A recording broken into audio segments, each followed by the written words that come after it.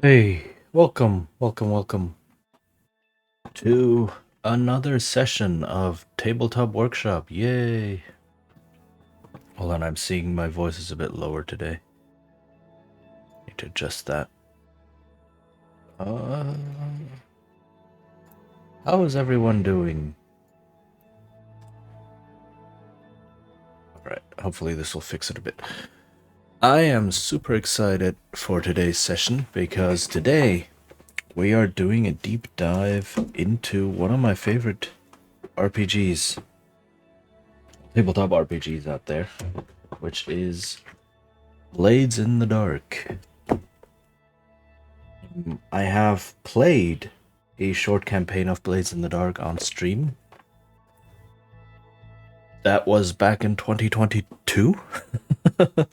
It's been a while. Um, and it is an absolutely amazing system.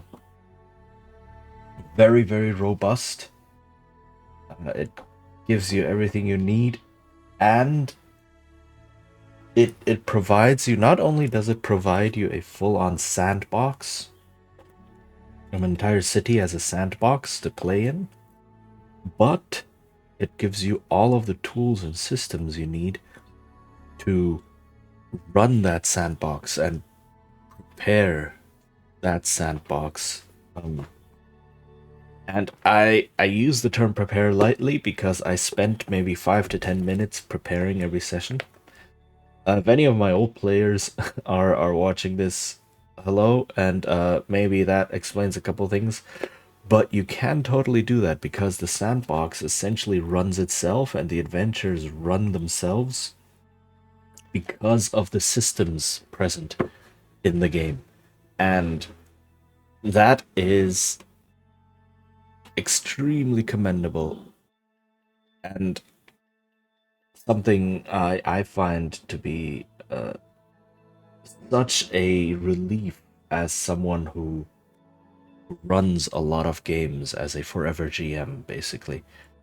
And the lack of support many games have for the GM to help prepare and run the game is staggering.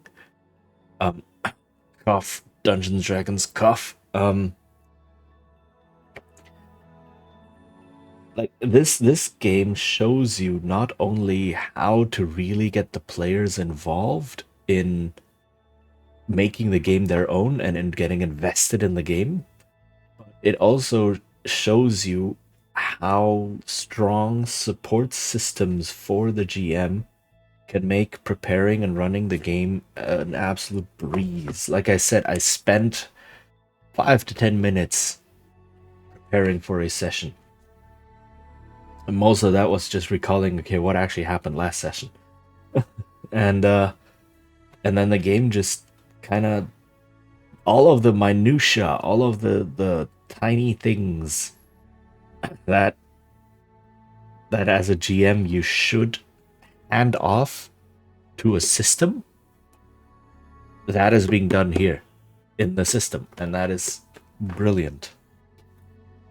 So I would like to explore this system further, perhaps use it as a basis for some of my own designs. And in fact, because this system does all of that, there is an entire genre of games based on Blades in the Dark. So Blades in the Dark, the original, was designed by John Harper and came out 2017. So it's 7 years old now. And in that span, it became so popular. Okay, and it was based off Powered by the Apocalypse. Maybe that tells you something. Powered by the Apocalypse by Vincent Baker. Well, Apocalypse World by Vincent Baker. And I believe, don't let me lie, Lips World, let me see when it came out. Uh,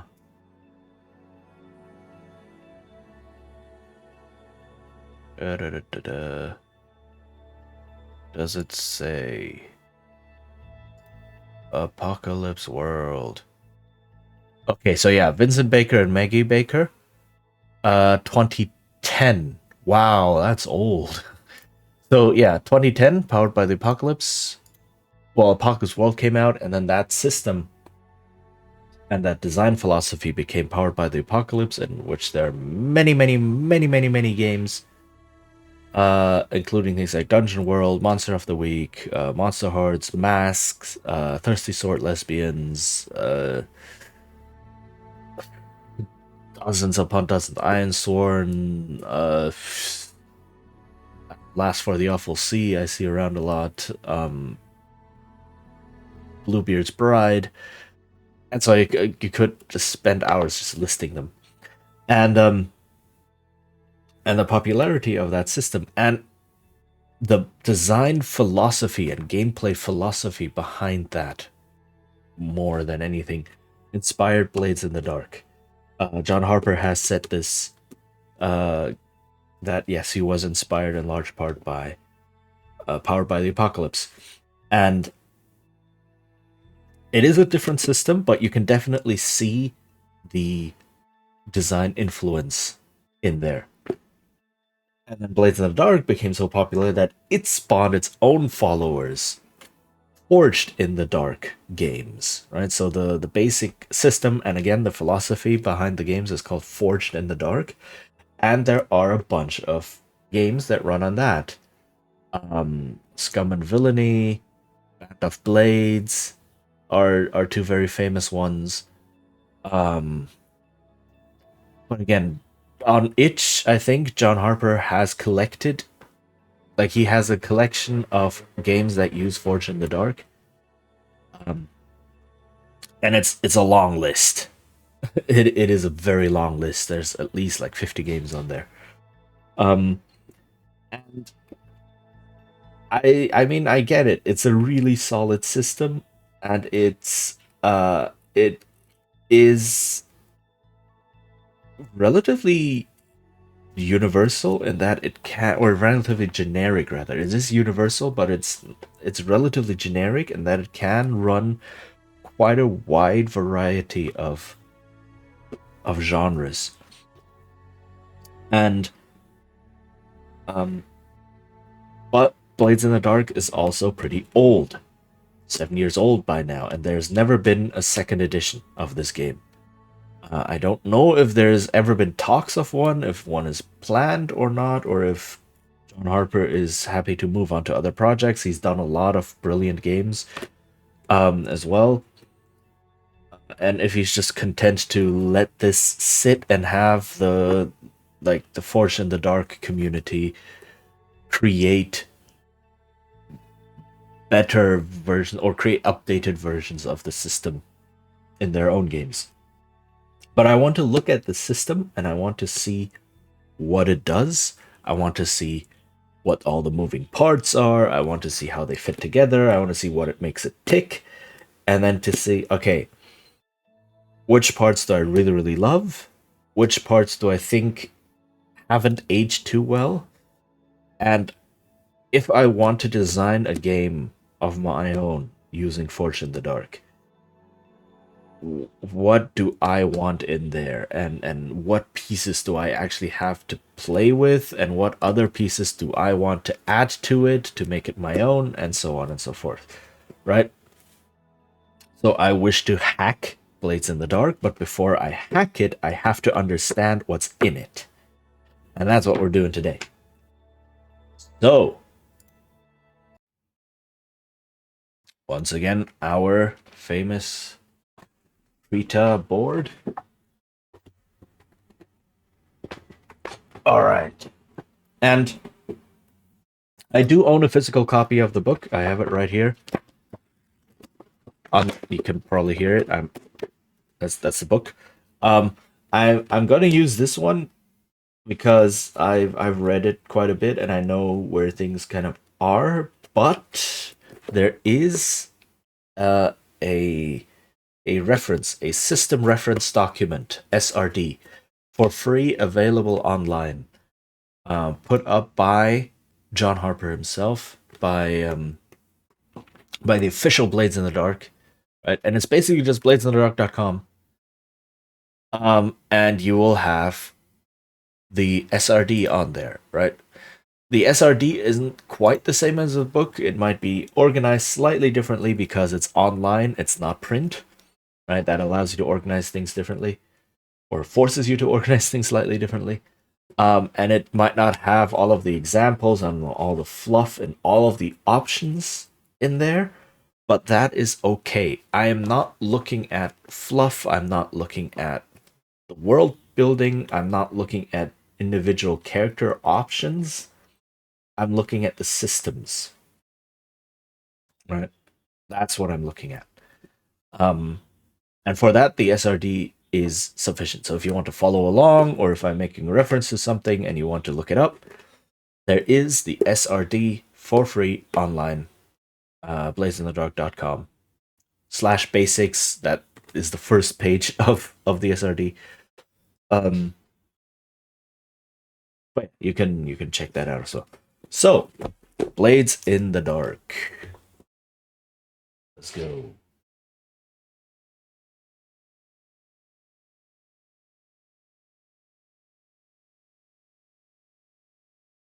Blades in the Dark. So, what even is Blades in the Dark? It's a tabletop role playing game, of course. In it, you play a gang of scoundrels. So, the setting is basically the world has ended, the sun is gone, everything is night. There are ghosts that are risen everywhere. It's like when people die, their ghost will rise, and there are just demons, and uh, the ocean is inky black, and there are big leviathans, which are huge demons, just swimming in there, and so on. It's a crappy world, and in this world you have Duskwall, which is a Victorian city,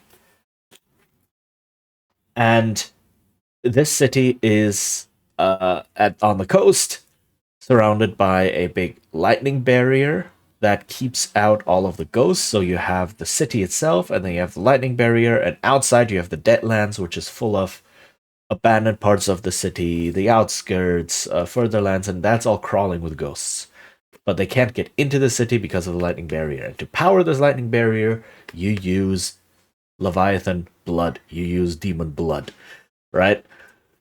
That sounds really really cool, but the whole point of this is to trap the characters in the city, to trap everyone inside. You can leave the city. It is possible, and there are train lines and such going from different going to different cities.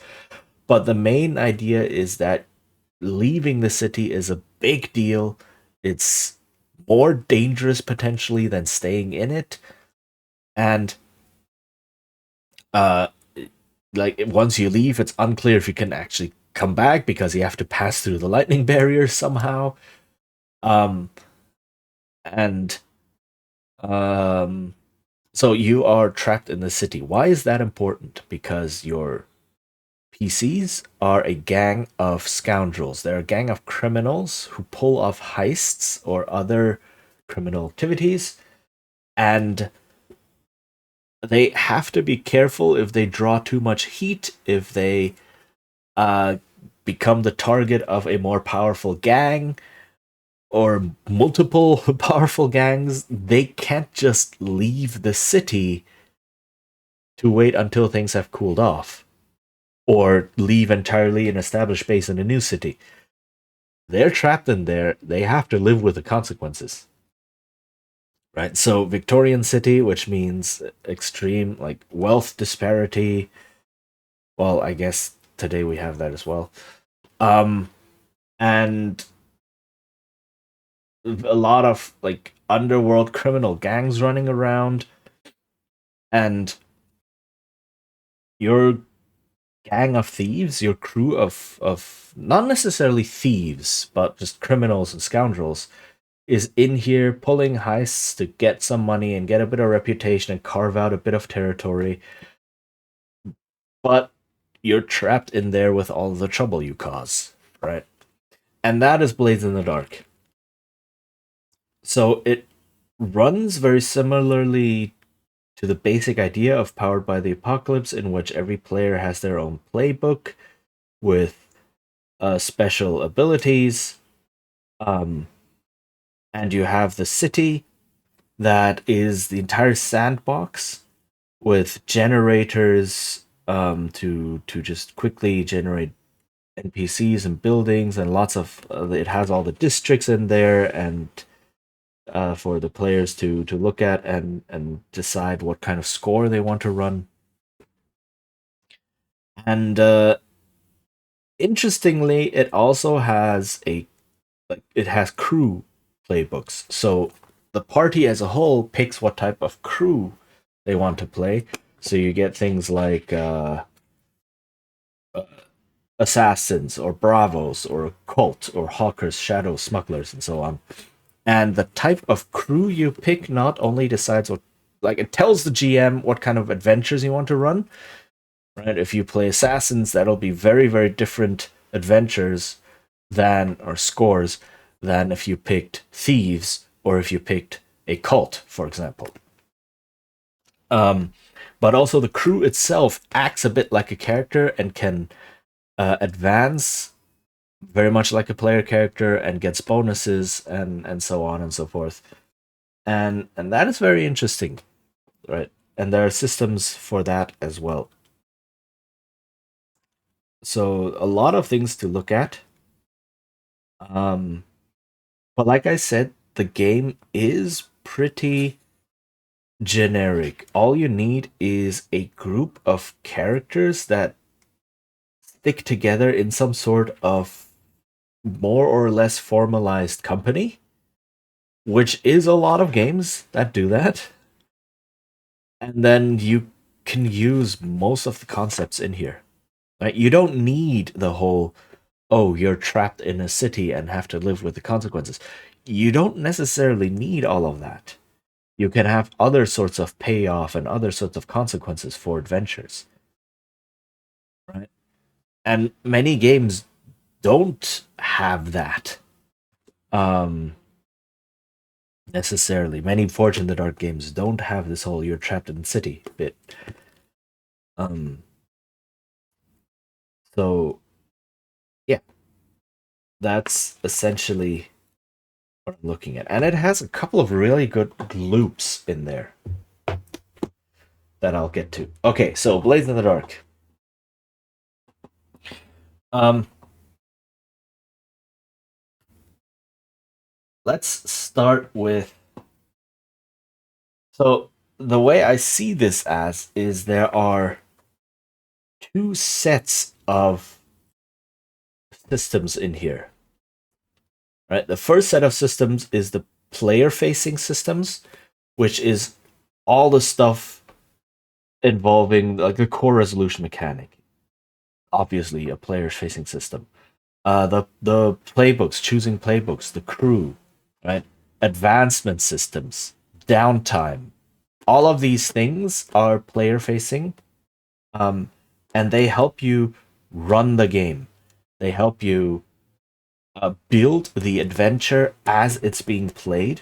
That's what makes prep so easy in this game because the way these systems are built up, they all you need is a situation, a starting situation, and a bit of background info, which the book gives you.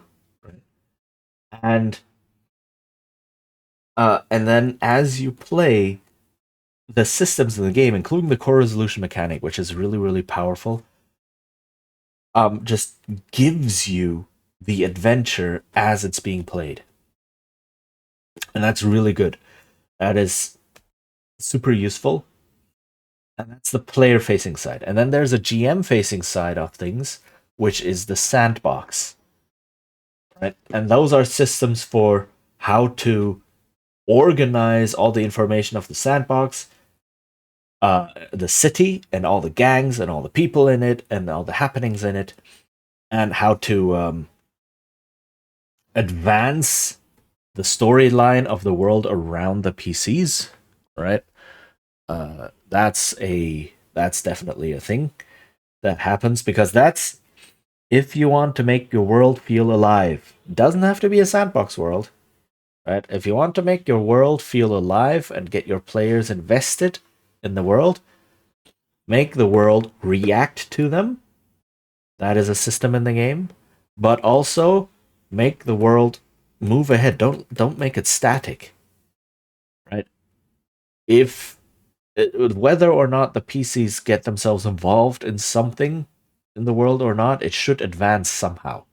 If it's if the PCs could learn about it, or if the PCs kind of know about, oh, this thing exists, right? If the PCs go into a dungeon, clear half of it, go out, and then 2 weeks later go back in, the dungeon needs to have changed in those 2 weeks. Something needs to have happened, right? Otherwise, it's just a set piece frozen in time and only ever exists for the PCs to play with. It becomes a toy and not a living world. That kind of idea.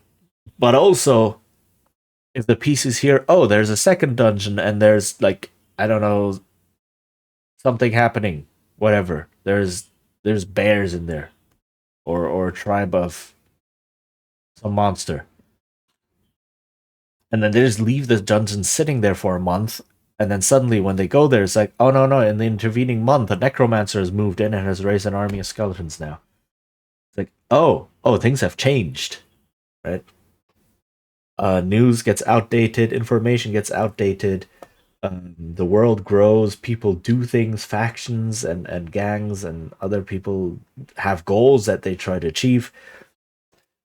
That's how you keep your game world alive, and that's how you get your players invested, because then they're interested in going, oh heck, if we don't do something about this, it will change, right? And it might change for the worse, and so on. So that's the GM facing side of Blades in the Dark, and those are good tools, definitely.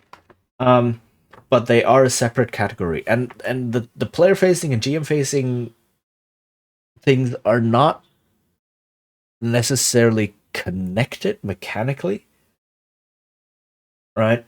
Um,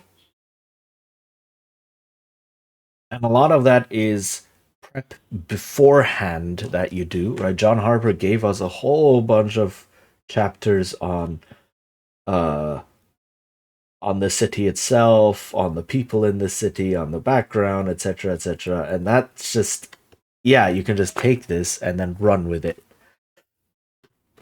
And that that is prep that John Harper has done for all the GMs out there running the game, basically. Um, which, if you were to make your own game, you would have to prep yourself, right? But once that prep is done, you're done. You don't have to prep every adventure or every session so meticulously. So I will look at the player-facing side of the things, of the mechanics first.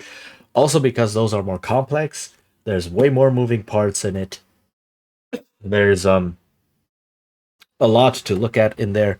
And the GM facing side of the things is running the sandbox and so on is mainly just rolling on a bunch of tables and rolling a bunch of things of, oh, we have factions A through G in here that the players have kind of sort of interacted with. What are their goals? Let's roll a bit to see how far they advance and so on. It's relatively easy to do. And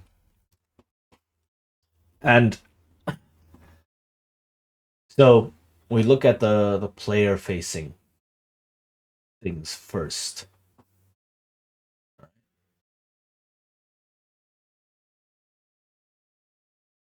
my goodness. My lines are really horrible today. What is going on? I cannot draw on a tablet. Screw that. One line is good enough. There's an act that's going to start soon, so I will not go into a huge start a whole new thing now. I will wait until the ad is done, and then I will continue. after. Although I haven't drunk a lot today yet, it's 11:30, 11:37 apparently, and I haven't really had anything to drink yet.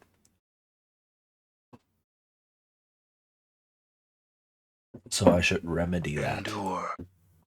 In enduring, grow In strong. fact, I will be right back and get my vitamins, and then I will start the music that I realized I haven't started. So I will be right back.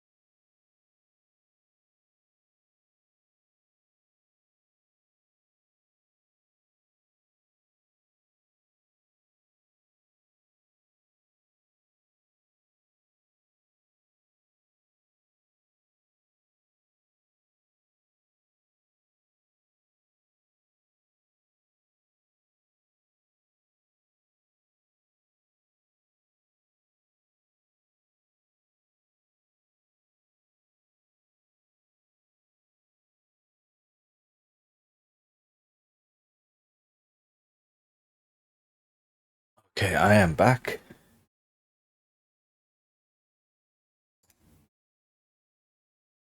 The music coming through?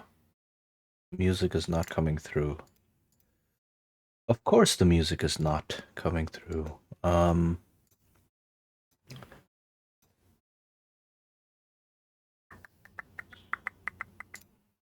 There we go.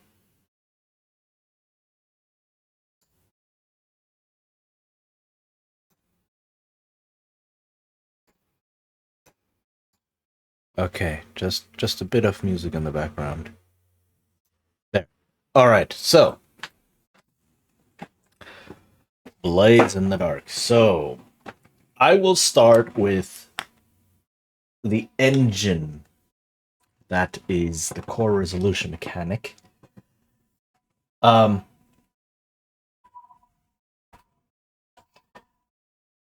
Mainly because it is such a powerful piece of the entire game system. Right. So how does the core resolution mechanic work? There is a lot that goes into it and a lot that comes out of it. And because it does so much, that is what really drives the game forward. Um like if you look at say the core resolution mechanic of D&D, it's basically just gather a couple of modifiers, set a target number, roll a d20, and then you succeed or nothing happens. Kind of. That's what the core resolution mechanic is giving you. Blades in the Dark, the core resolution mechanic is a game of its own almost. So, how does it work? Essentially, in the center of it, again, of course, is a die roll. So you roll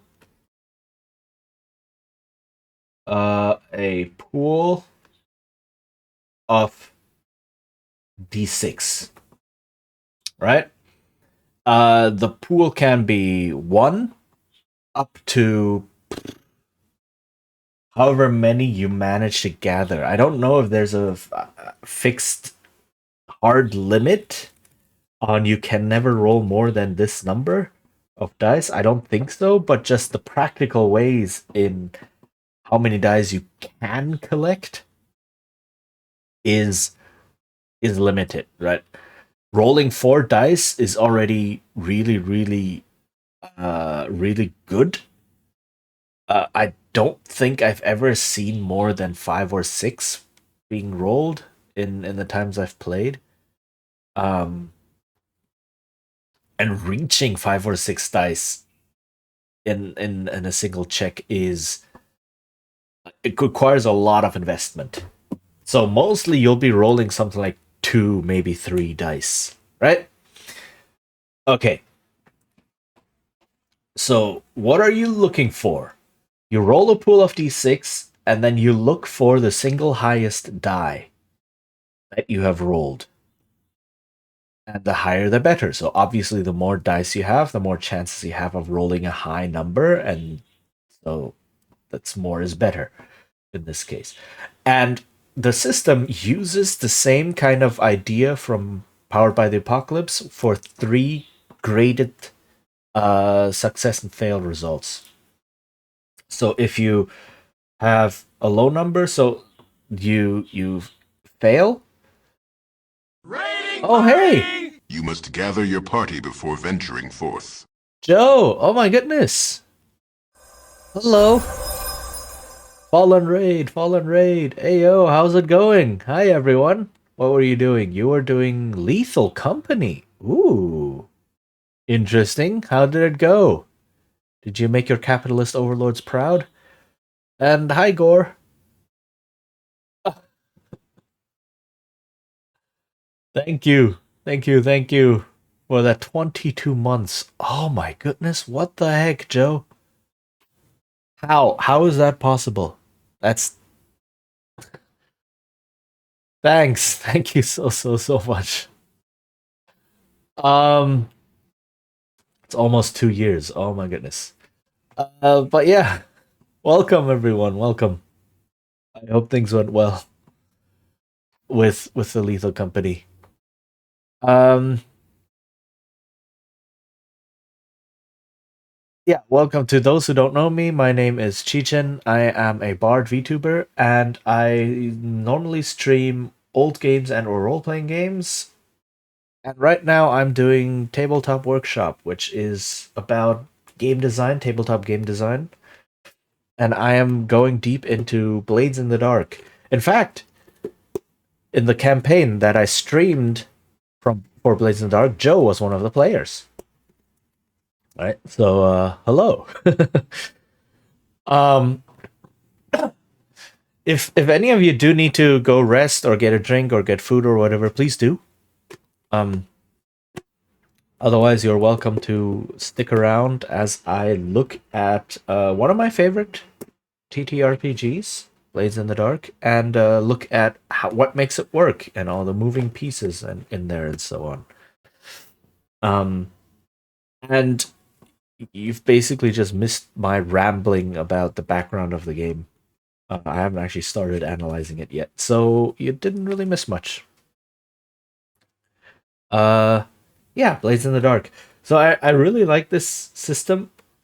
I don't know. Joe can maybe say a couple things if he enjoyed it or not. you are you're allowed to talk freely if you wish.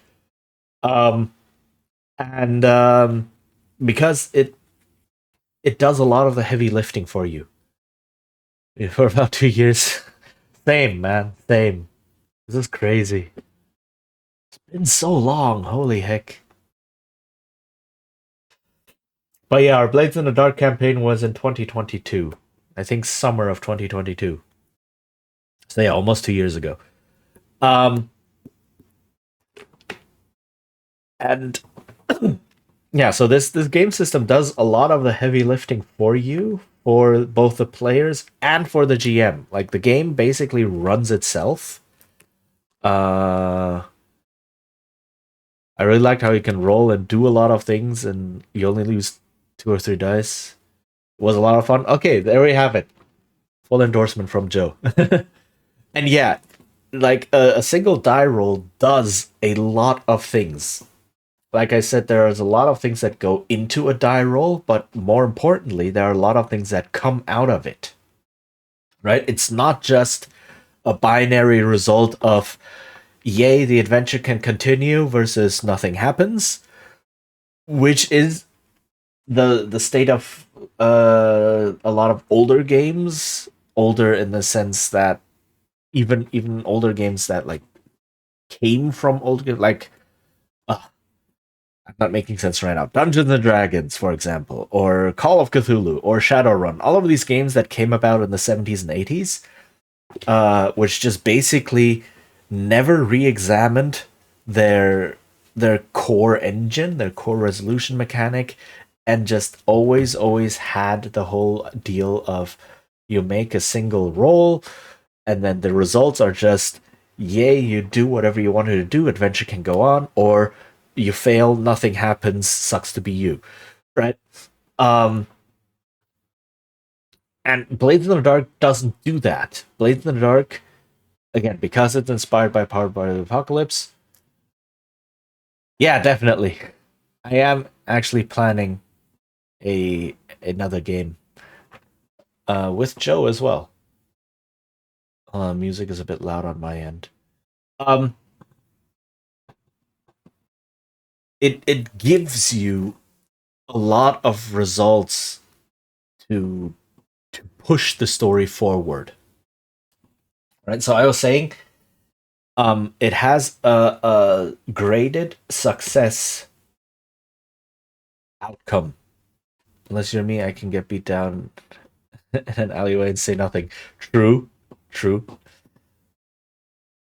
So, yeah, the game plays itself and you play along. But very important, playing the game playing itself does not mean that the players or the GM don't get to make choices. The choices are what are some of the things that go into the roll, and then the roll just tells you, okay, you made this choice, these are the consequences. Very important. So you look at the single highest die that you've rolled, and this is the result it gives you. Right? So if the single highest die is between 1 and 3, you fail. Very important though, a fail is not a null result. So let me write that here first.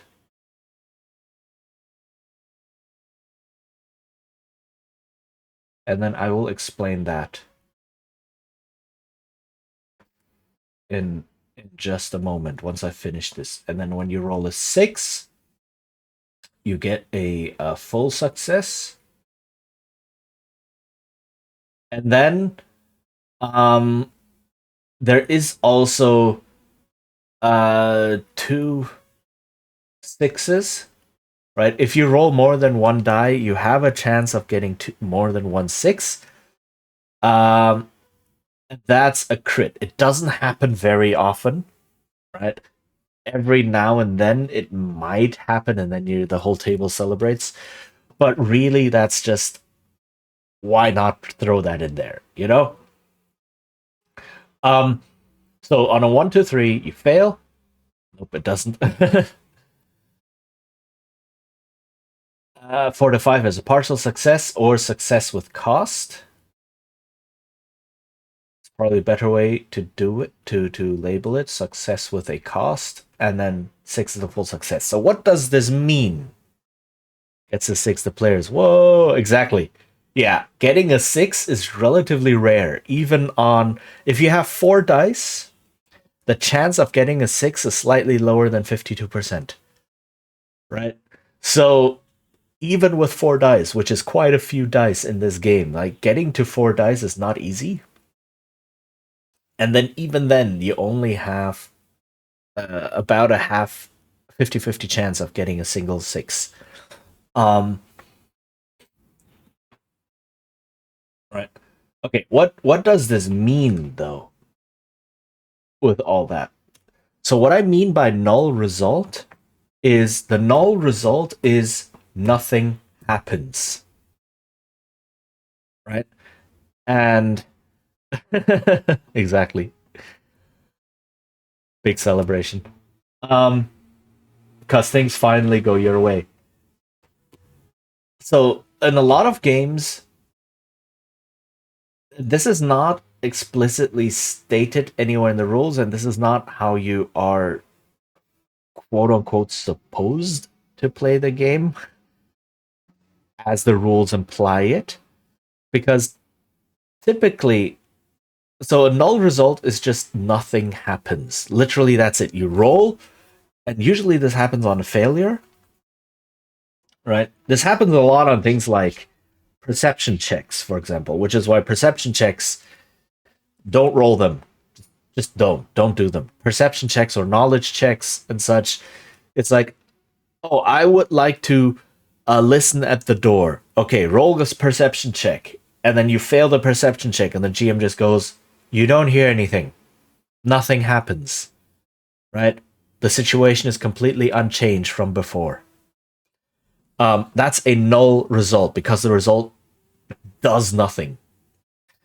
And really, if you take a very close read at the rules of a lot of games, they don't explicitly state this because they never use the whole null result, nothing happens. They don't use this terminology, but they imply it very strongly by saying, when you want to make a roll, first check, is success interesting and is failure interesting? And if neither of those are true, don't roll.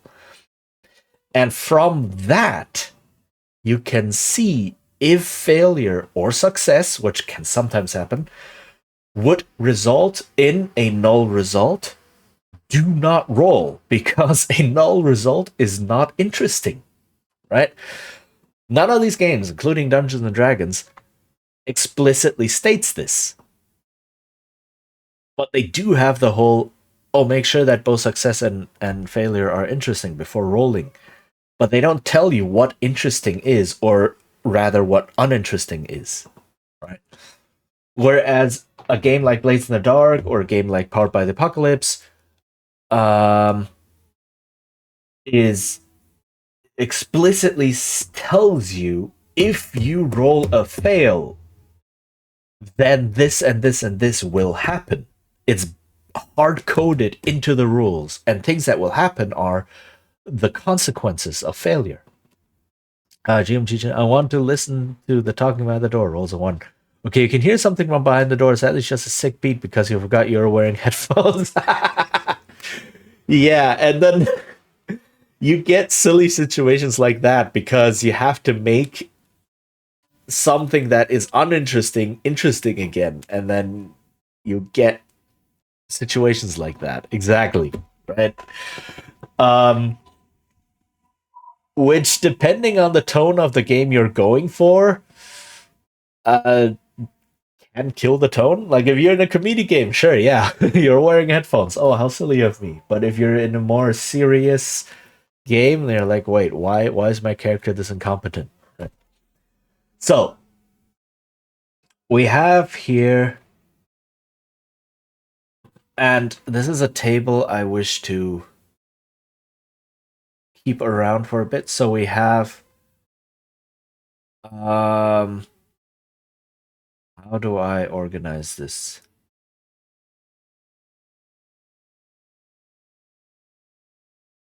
To do this. This might be too big. So we have here the 1 to 3 result, the 4 and 5 result, and the 6 result. Let's ignore the crit for now. The crit is just success, but you get a bit more, as is usual for crits. Right? These lines are horrible. And I don't think they need to be this long. Hold on. Let me get rid of some of this over here.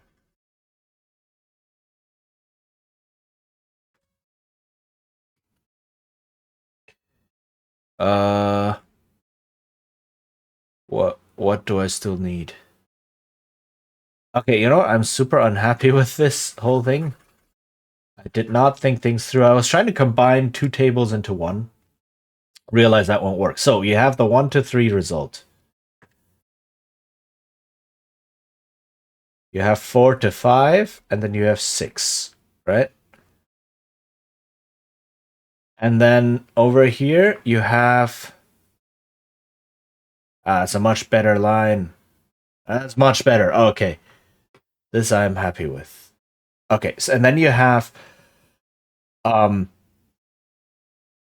the how do I best name this? You have over here you have consequences, which are negative things.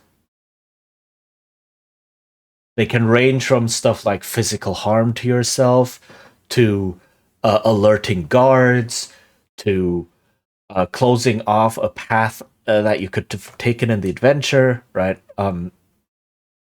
Maybe it's like in all of these heist movies, for example, they're like, oh no, if I fail in cracking the safe in this way, it'll lock up completely, and then we have to transport the entire safe instead of like just the contents. And then of course, to raise the tension of the entire movie, they fail at cracking the safe under pressure, and then it locks up completely, and then it's like, oh crap, we cannot get at the contents now, we have to lift the entire safe. That kind of deal, right? It's like, oh, you get the consequences. The consequence is the safe is locked up completely, and now the original plan that you wanted to do doesn't work anymore, and now you have to be like, okay, let's just jack the entire safe. Let's see, your crit literally sucked. You're such a good job that you now have a regular. Welp. So that's consequences, and then this is your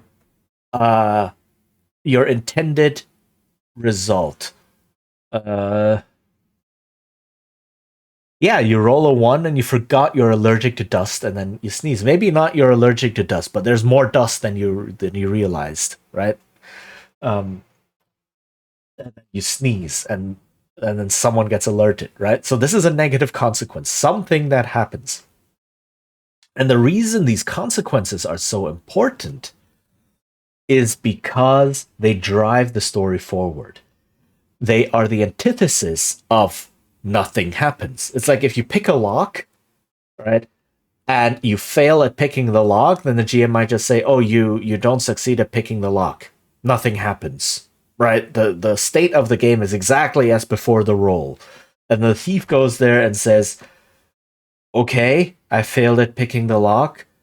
And some rule sets even go so far to say, once you have failed, you cannot try again.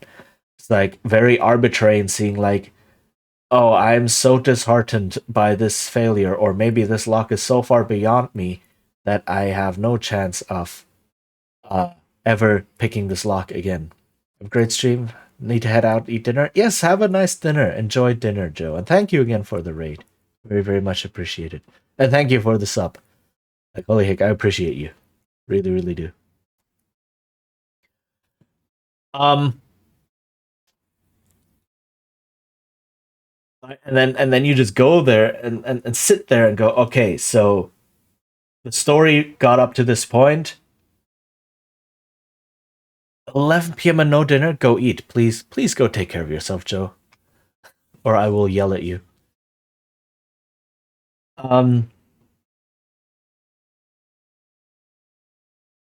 Okay, I'm trying to frame a scene here, right? You're sitting at the table, and same.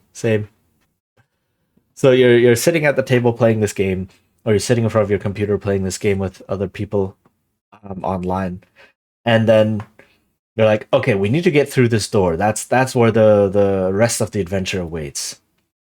And then the door's locked, and then you try to pick the lock, and you roll, and then you fail the roll because you rolled a really low number, and then GM just goes, well, okay, nothing happens. That just means that you cannot continue the adventure anymore the way you wanted to. And now it's on to you, the players, to try and find other ways of advancing the story, right? And then maybe the fighter comes along and says, well, then I'll just bash the door in. Rolls a strength check, fails, and the GM is like, the door looks sturdier than you thought. You cannot bash it in. And then the whole party just sits there, right? And they're like, okay, we know the adventure is waiting behind this door, but we have tried everything we could think of to get through this door, and we can't. But the state of the adventure is the same as before we made all those checks, but now, quite literally, all the doors we have to get there are closed to us, and the adventure just grinds to a halt. Maybe this is clearer, right? This is the null result. And this is the danger and the damage of the null result. The consequences in this system, in Powered by the Apocalypse and several other games, instead say, okay, when you fail, the very state of the adventure changes. Right? Something will happen to make the adventure go somewhere. It's very unlikely to be the original path that you intended. It might not even be what the GM has thought of. This is what I mean by the game runs itself, right? But some new door opens itself. Something will happen. You can continue playing. And that's what the consequences do. And then let's label this reward, for lack of a better term, right? So the reward is what you wanted to achieve. If you succeed on a roll, well, good. You pick the lock, the door opens. Yay, awesome. So what does this do? What do these things do? So when you roll a 1, 2, 3, you don't get what you wanted. But you get the consequences.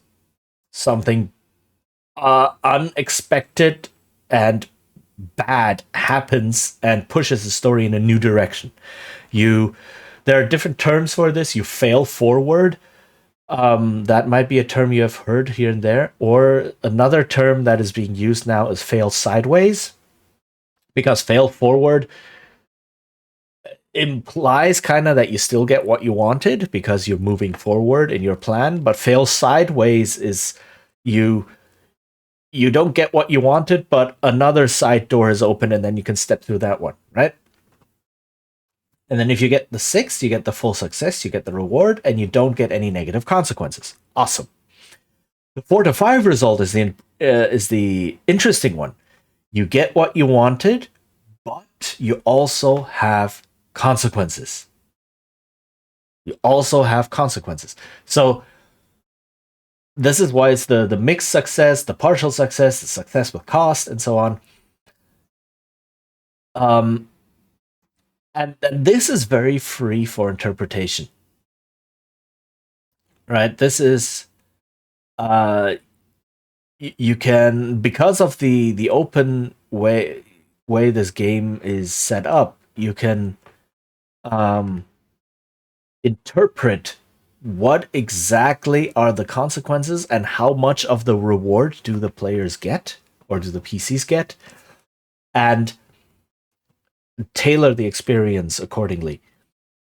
And this mixed result is very, very interesting because sure, the players can continue, but now they also have to contend with other trouble. So if you're sneaking across a hallway, if you get a success, you successfully sneak across the hallway, get into the room you wanted, like the office or something where the safe is located. If you fail, there's more dust than you thought and you sneeze. And then you alert one of the guards or one of the servants in the house or whatever, right? If you do both, you successfully sneak across, get into the office, but maybe as you close the door to the office, it clicks shut very audibly, and that alerts someone. It's like, okay, you're no longer caught in the hallway, you're in the office now, but someone heard the door close.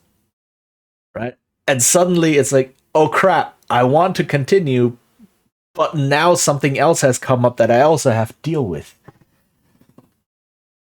And that is the power of a system like this with this graded results, right? And this is the main engine that drives the game. Right? So this is what comes out of this core resolution mechanic. One of the big things that comes out of it. All right.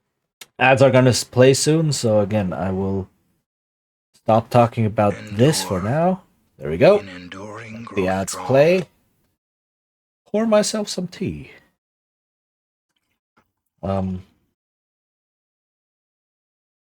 And the system is so flexible. I really like it, but I hope you can start to see how it runs itself. Really, I do hope to run a campaign of something like this. Maybe not Blades in the Dark itself. Maybe another Forged in the Dark game. I haven't really read, and well, I've read Ban of Blades a little bit. But there apparently are a couple of really good ones that came out recently. Like I said, this game is 7 years old. And in the intervening 7 years, people have experimented with this system, have come up with a lot of good new ideas, have improved upon it and reiterated, and so on. There's been essentially 7 years of additional playtesting for this game, right? And some of the newer systems are really, really good, I've been told. So I want to check some of them out and maybe play them, or maybe look at incorporating some of the designs into an own system and then run that. I'll have to see, but yeah, I am excited to play this again. This is, and again, it's a breeze to run. This game is a breeze to run as a GM. If you're a GM who only runs things like Dungeons and Dragons and thinks, "Oh my god, why am I spending 7 hours or 8 hours preparing a 3 hour session?" Right? I have seen people say this. Several people say this. They're like, "It is 3 a.m. I have spent 7 hours preparing like next week's session, which is planned to run for 3 hours. What is wrong?" Or like, your preparation methods are probably not good. You are preparing the wrong types of things. If it takes you that long to prepare a session like that, but B, I also understand because the system gives you very, very little support as a GM. It is quite infamous that older systems give you very, very little support. Whereas a system like this, or various Powered by the Apocalypse systems, give you very good GM support. And it's an atrocity that games don't do that as a regular must-have thing, right? Okay, so this is the main engine that drives the game, right? This is the main outcome. Now, there is another outcome that ties into the main mechanic of the game. And the main mechanic is not the core resolution mechanic. Right? The core resolution mechanic is just a randomizer engine. The main mechanic is the one thing that players really look at and worry about. In D&D, for instance, the main mechanic is hit points. And in many games that have an important resource like that, that resource is typically the main mechanic because the resource determines if you're allowed to play or not. Right? If you run out of the resource, you're no longer allowed to play the game. That's generally how it works. And Blades in the Dark has a very similar resource called stress. You have a certain amount of stress, and when you run out of it, your character, I don't know, exits the adventure somehow. Right? They collapse, they flee, they whatever, they're just out. And then the rest of the group has to decide, oh, do we press on or do we cut our losses and run? What do we do, right? So stress is also involved all around this core resolution mechanic. And that's also a genius thing. So when you hit consequences, right, you have the chance of trying to avoid them or trying to negate them somehow. And this is, let me see, is it called a resistance roll in the game?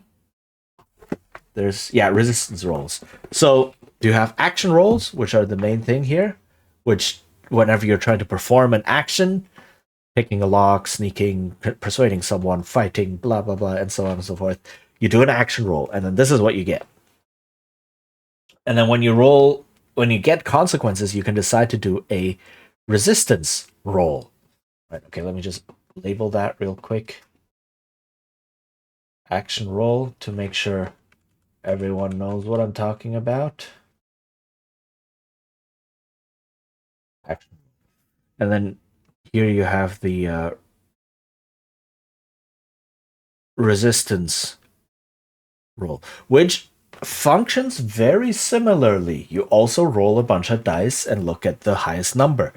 Right, this whole roll a pool of dice and look at the highest number thing is a recurring theme. That's the more or less the only type of roll the players will ever make. The GM can make a couple more rolls, but the players will mostly just roll a bunch of dice, look at the highest number. And that makes it very, very simple. And the only dice used are d6. So that makes it that reduces mental load by a lot. Once the players have rolled this a couple times, they immediately know it's like, okay, roll a bunch of dice. Okay, roll, and then you look at the single highest number. Same here. Kinda. So you look at the single highest number here, and then you get stress. So you have 6 minus highest roll is stress lost, right? And if you've been paying attention, since you're rolling 6-sided dice and it's 6 minus the highest roll, yeah, that means you can roll a 6 and not lose any stress. That is definitely a thing. It's a gamble. You could also you roll 1 and lose 5 stress. And given, let me check again, how much stress each character has. Where is it? Where is this? Is there a hello? There are no character sheets in the book itself. But something like 9 or 10 stress is the number that the player characters have, right? So yeah, I can't find it right now. So something like 9 or 10, not clear on the exact number. Somewhere around there. So it's not like, oh, I have 30 stress. If I lose 5, it's okay. I can keep going. No. If you lose 5, you've lost half your stress, and you're in dire straits already, right? So it's a gamble. Do you take the consequences, or do you lose stress over it? quite literally. And the players can decide whether or not they want to make a resistance roll. The resistance roll is not something you must do, right? You do the whole thing, and then depending on if there are consequences or no, the GM describes what happens, what the consequences are, and then the player can say, I'm fine with that. I will deal with that in game, in the narrative. Or the player can say, no, I really don't want that happening. I will roll resistance. Right? I have 7 stress left over right now. I can take it. Right? Or someone might say, oof, I'm down to my last stress point. I cannot afford making a resistance roll, really. Right? because anything other than a 6, I am out. So that's the kind of risk reward idea that this has. Right? Okay. So this gives players this is choice. This gives players the choice of either dealing with the consequences mechanically or dealing with them narratively, which is genius, which is absolutely genius because it effectively gives equal weight to mechanics and narrative. Right? In a way that does not necessarily mean those two are hooked together. Right? It's not that the mechanics influence the narrative or the narrative influence mechanics or so. It's no. You have these two separate choices. One is mechanical, one is narrative, and they're given equal weight. And that is really really cool to see. So that is another thing that comes out of this whole core resolution mechanic, right? That you can roll resistance to negate consequences, and you actually negate the consequences, right? You can say, okay, you're fighting someone and you land a good hit, but at the same time, the dude cuts you across the stomach with his knife, right? Because you only rolled a 4. And the player can go, I do not want a cut across the stomach right now. I will roll resistance. And then you roll, and then the GM says, okay, that means your opponent doesn't get a hit in, right? Or maybe it'll reduce the harm, says, oh, it's only your arm that gets nicked slightly, right? So instead of a cut across the stomach, you just have a bleeding arm, right? That can be negotiated. And very importantly, as soon as the player announces they're doing the resistance roll, the consequence is negated. The roll itself is only how much stress they lose, which is also very interesting because it gives players control over how the narrative affects their characters. Right? They can say, I don't want to deal with this, and then they don't roll to see if they don't have to deal with this. As soon as they announce, I don't want to deal with this, I will roll, they no longer have to deal with this. They have to deal with something else. They have to deal with stress. But, you know, they don't have to deal with the actual consequence of their action roll anymore. Which is, again, quite genius, splitting the things up like this. It's very, very different from something like a saving throw in D&D. And a saving throw in D&D is, first, you don't really decide to do it, right? The circumstances impose a saving throw on you. Say you're dodging out of the blast of a fireball, and the roll you make determines how much of the circumstance you negate. Right? If you fail your roll, you take full damage. If you make your roll, you take half damage or something like that. Right? Depends on what exactly is happening to you. But it's not when you make your saving throw, you already know what's going to happen in terms of what is affecting you. Right? If you're getting blasted by a fireball and it's like, I make a saving throw, it's still unclear what happens narratively, if you dodge or not. Whereas here, that's done. And then you deal with something else. So it gives the players more control. It gives them more agency. That's what I'm trying to say. Okay. Quick think. Is anything else?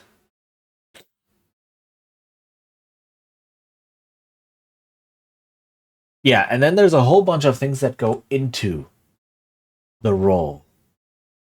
So, what goes into the roll? So, the number of dice. Third, right? Number of dice. Let me put that here. Or yeah, the size of the pool. Let me do this instead. Size of dice pool. feeds into the roll, of course. Right? If you roll a bunch of d6, you have to know how many you roll. And there's a whole bunch of things that determine the size of your die pool. The first one is just your action rating. The most important one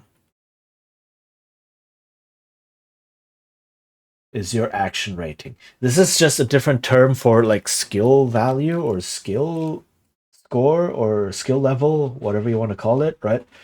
Every player character has 12 actions that they, or 12, yes, skills, I guess. And each one of them has a rating between 0 and 4.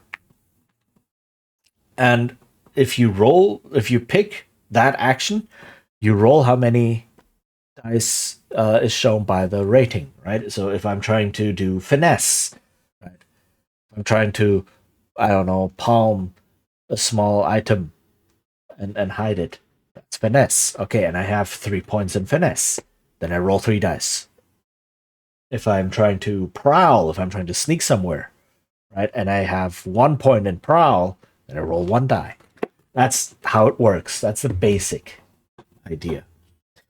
And then another thing that goes into it is you can then start doing, you can start adding dice. So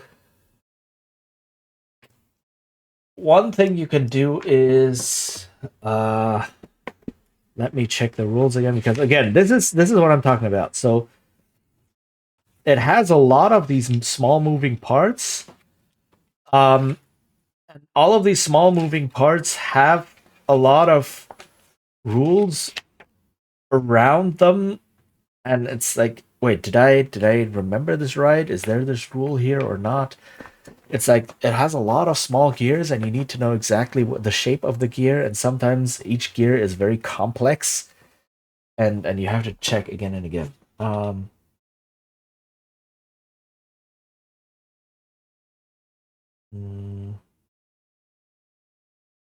Okay, so yeah, so there are 2 ways a player can add a bonus die, right?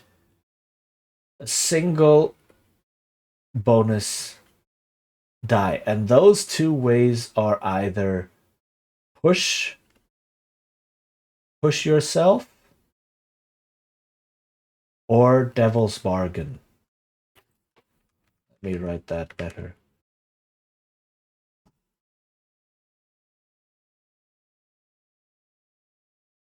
Devil's bargain. So you can't choose both.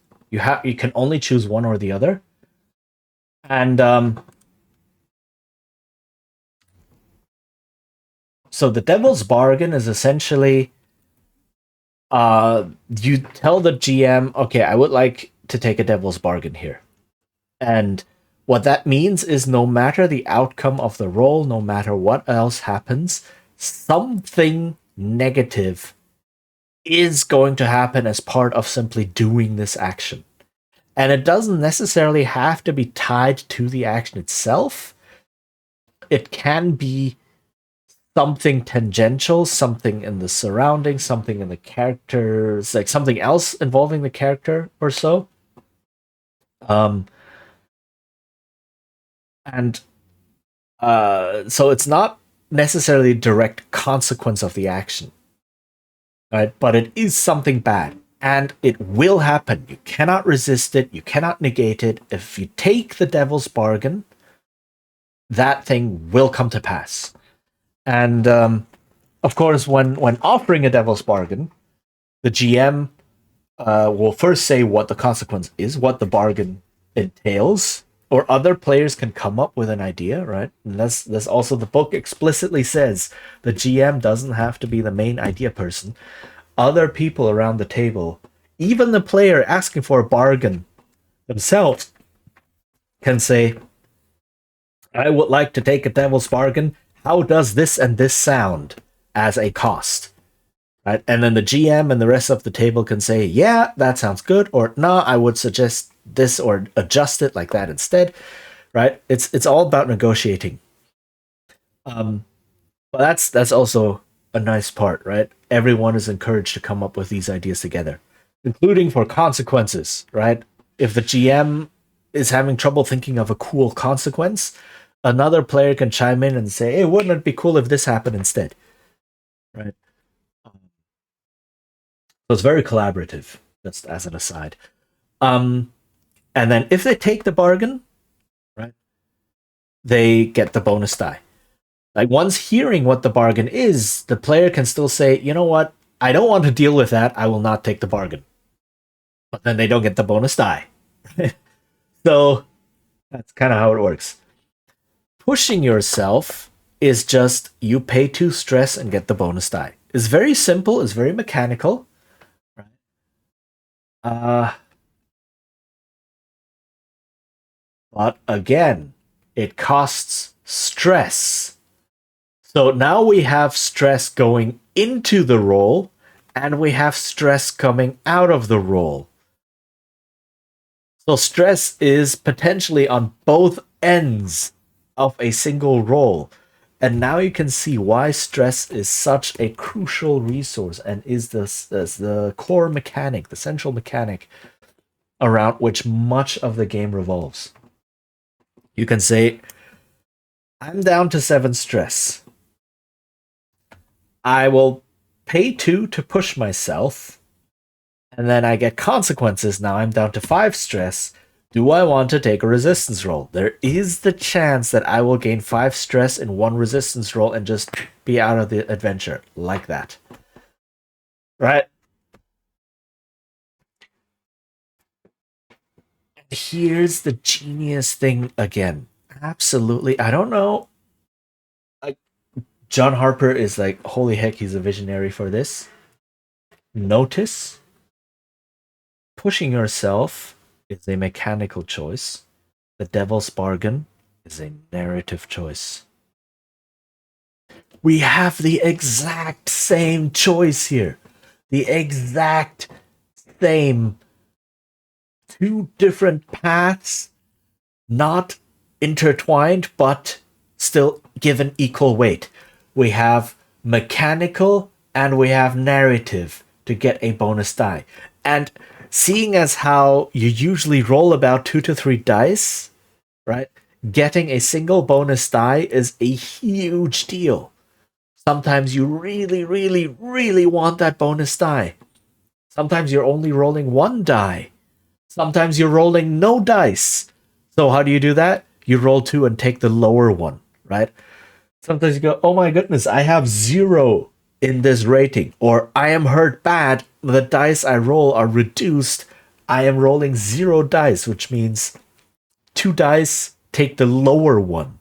That can only end badly. I will take a devil's bargain to roll at least 1 die and give myself some sort of chance, right? So this bonus die is very impactful.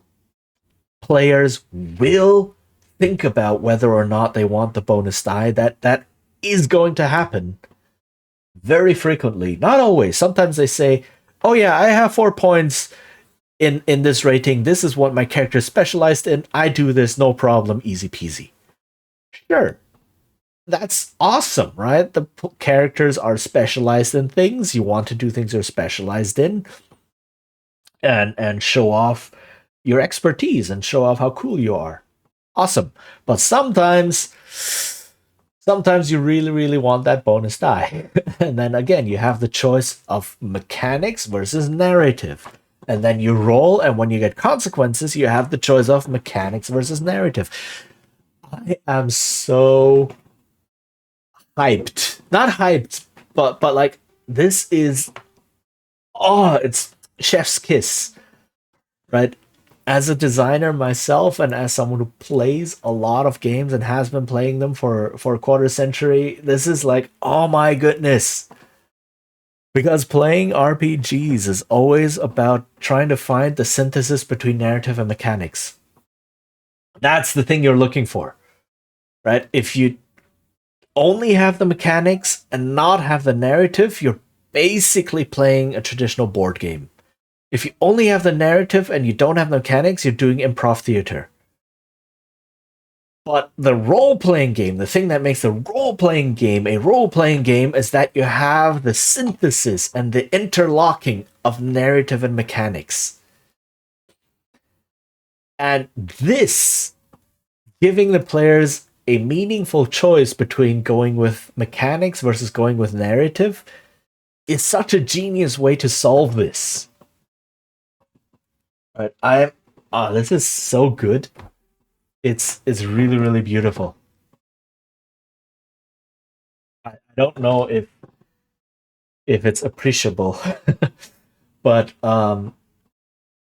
it is a really genius move to give the players a choice like that. And both choices are meaningful and consequential. That's another thing, right? That just underlines how um how these are two choices with equal impact. There is another way to gain bonus dice, and that is by someone else helps, right?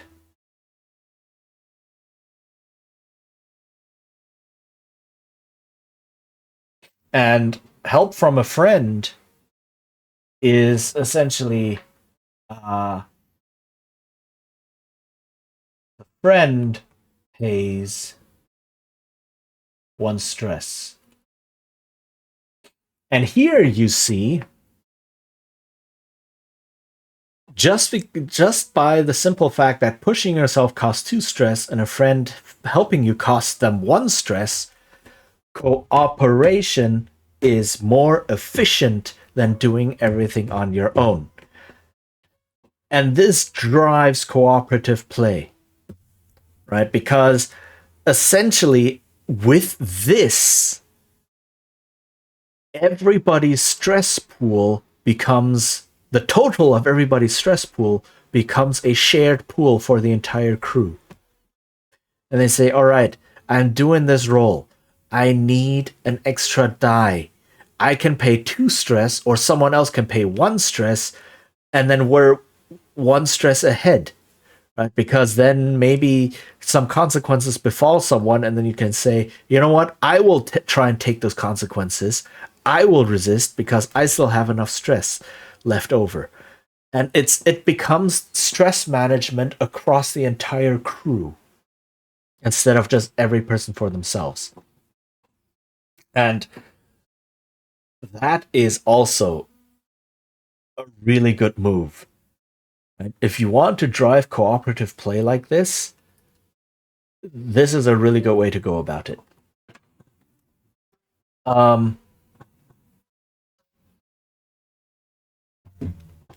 Okay. And then there are other factors, right? Other factors that might come in, things like harm. If your character is hurt somehow, if they have a broken arm, they can't fight as well, right? So they lose some dice, etc. Or maybe high quality equipment, right? Will give them a bonus die. Or a contact, an NPC contact helps them out somehow, and that gives them a bonus die, and so on and so forth, right? Um, but those don't always come into play, and those are like tangential and are like nice to haves. The other three are core, right? Hard coded into the mechanics. Um, and that's the main things that go into the role. But there is another thing that goes into the role, into the action role, and that this other thing is, in my eyes, the best and one of the weakest parts of the system. But I will explain after the ad break. Ads will appear any moment now, and then we'll go into that, which is, in my view, a system with a lot more potential than what it's utilized for, and one of the biggest points where you can improve on this game, I think. I'm still marveling though at this. Let me just write this strong. down. So you have this is mechanical.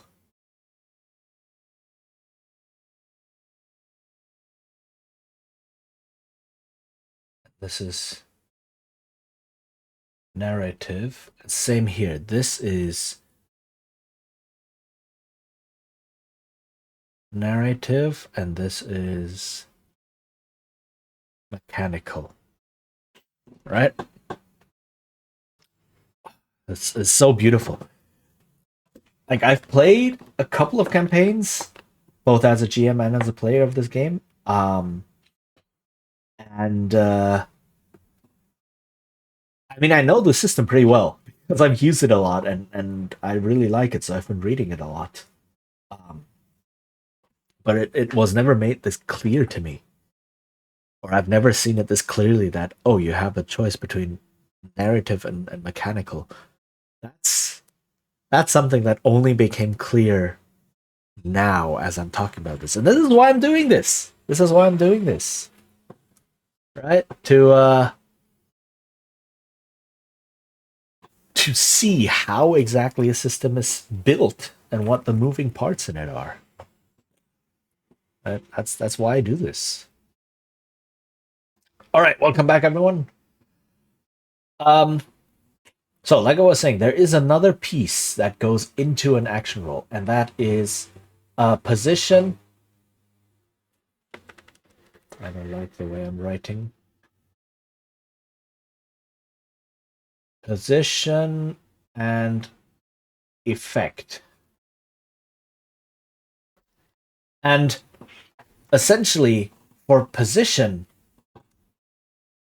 and each of these is okay. When you are saying, okay, the player says, I would like to do something. I would like to sneak across the hallway.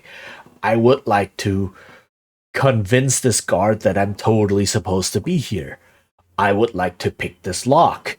I would like to whack this dude over the head. Whatever, right? Then you look at the narrative, you look at the fiction, and then you say, okay, what kind of position are you in? And what kind of effect can you hope to achieve out of your current action? Right? So the position is essentially, literally, how good is your position? Are you in a desperate position? Are you in a risky position? Or are you in a controlled position? Right? So if you are trying to persuade a guard that you are that you belong here, that you should totally be let into the house of this rich merchant or whatever, and you are wearing something that is obviously thieves' gear, you are probably in a desperate position. Whereas if you have taken the time to disguise yourself and worn clothes that look very fine, they don't have to be very fine, they just have to look fine enough to convince a guard who doesn't know better, you're possibly in a controlled position, right?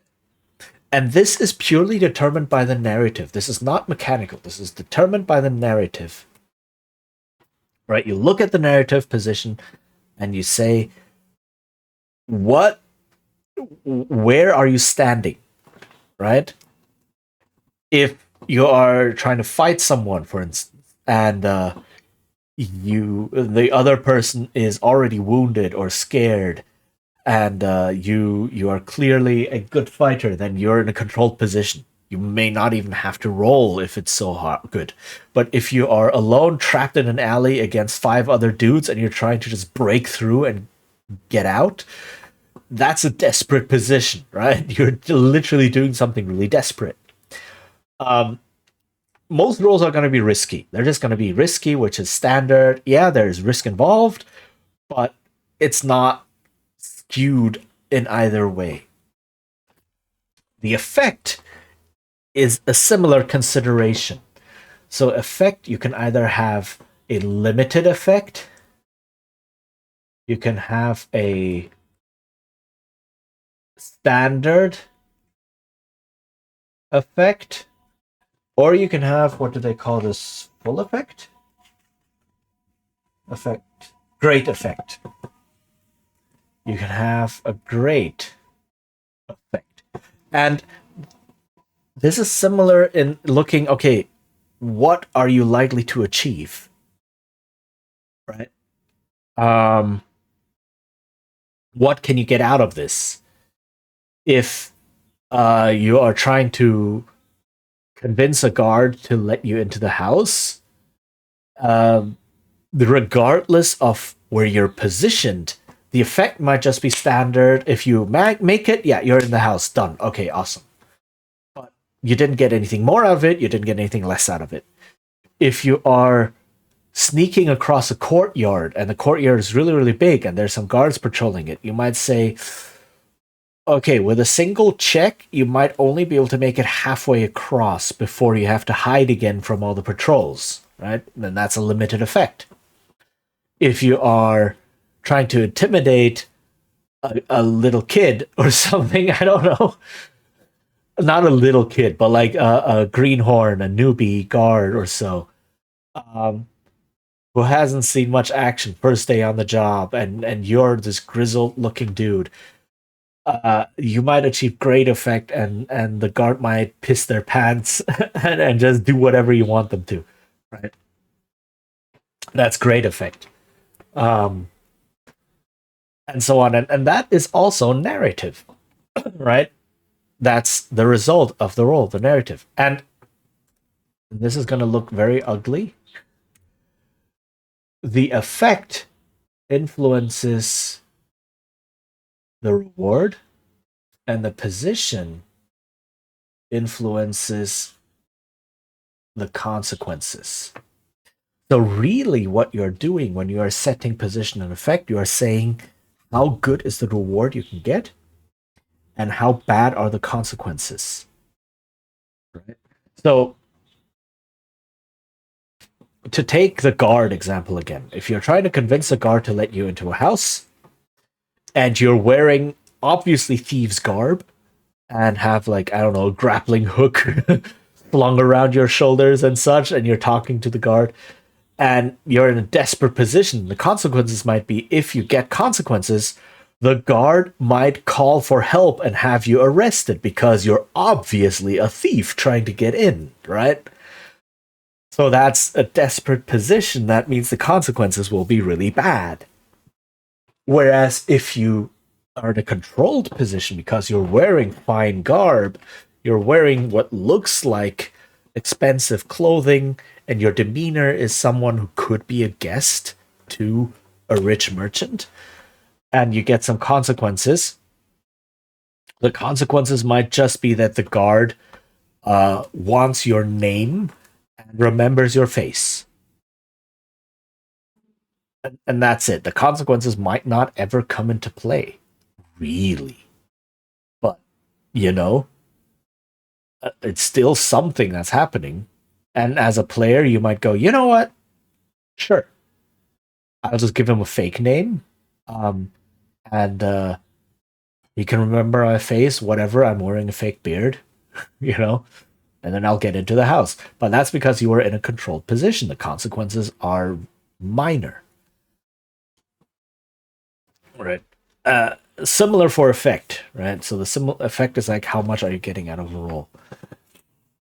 And there is a mechanical-ish thing you can do with this, and that is so this whole thing actually goes into, does it go into the action roll? No, it actually goes into the results, but you set this up before the roll. So chronologically, so to speak, you determine these things before you roll. And uh, this is very important because before any dice hit the table, the player has to be completely clear about what they're getting into or what the character is getting into, right? You determine the size of the pool, whether you have a devil's bargain, whether someone is helping, other facts, etc. So you know exactly how many dice you're rolling. And then you determine position effect, because things like, oh, there's this door here. Can I use wreck to bash down the door?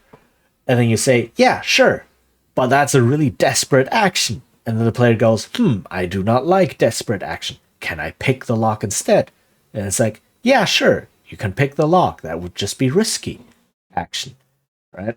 And the player can go, okay, I will pick that instead. And so you determine these things before the roll, and the player and GM and the rest of the table maybe negotiate to try and find a path that everyone is happy with, right? That the player knows exactly what are they getting into, and what are the likely outcomes, and then you roll. And there is a mechanical thing that does affect this, and that is called trading position for effect.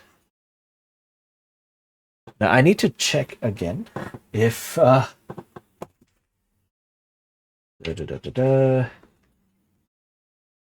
if it goes both ways. Trading position for effect. Yeah, okay, so or vice versa. So what you can say is, once you've determined where you are standing, the player can say, I would like to shift this. And this is now a purely mechanical thing. If you are in a, say, risky standard role, which is the most common role, right? Unless there are special circumstances happening in the narrative, most roles are going to be risky because you're on a heist or on a score. That's kind of the whole deal. When you're on venture, you have risks. And your effect is going to be a standard effect, what you expect to get.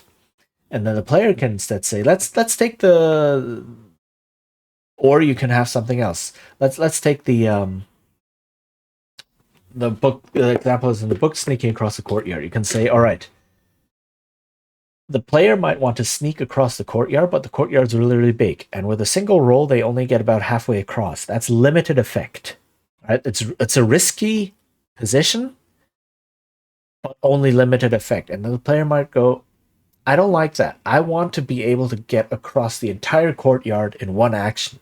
So a standard effect. Now I have to trade position for it. I have to lower my position to increase my effect. Right?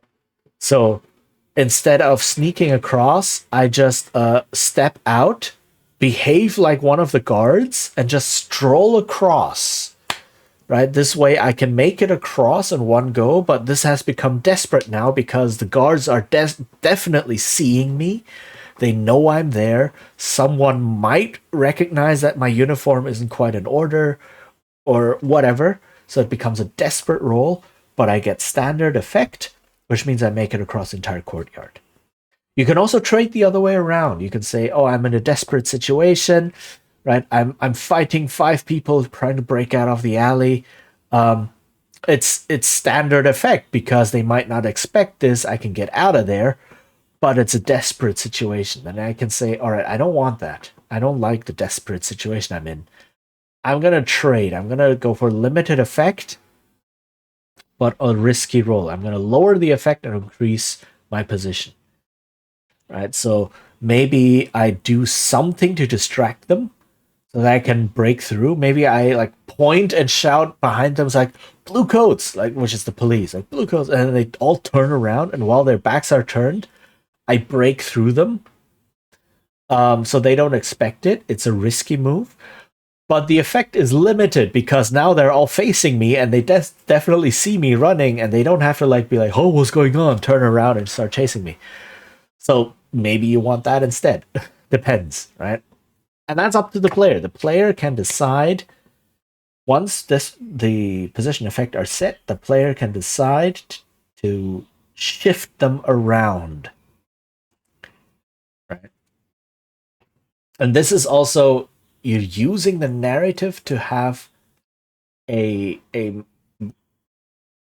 to engage a mechanic to have another narrative effect. This is that came out completely wrong.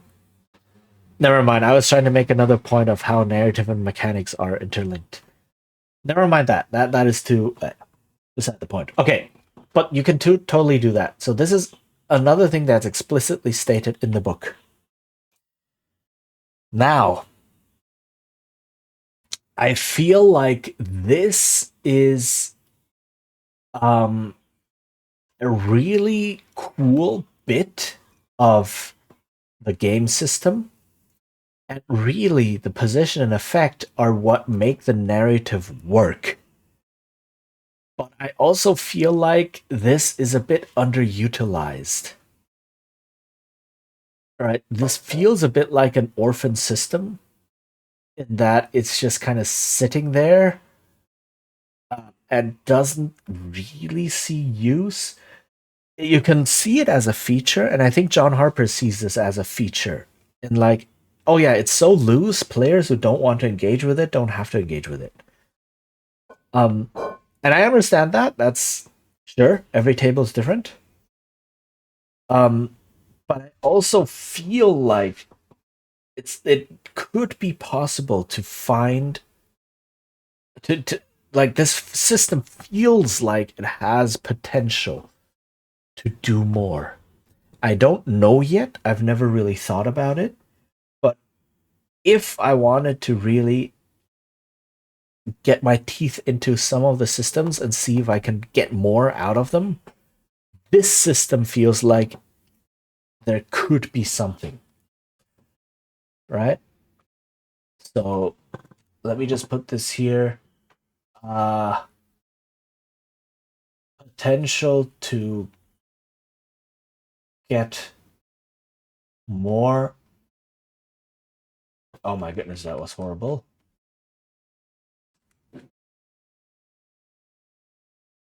Out of this system question mark, right? I don't know. I don't know. I haven't honestly thought too much about it. Um all right. Is there anything else?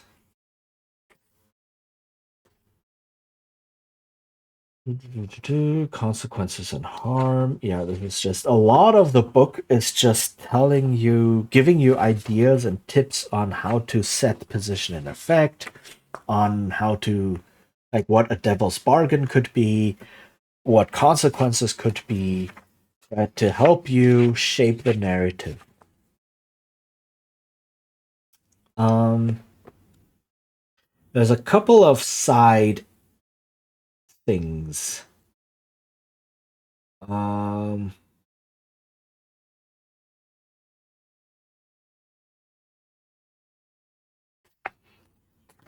let's see, setting position effect.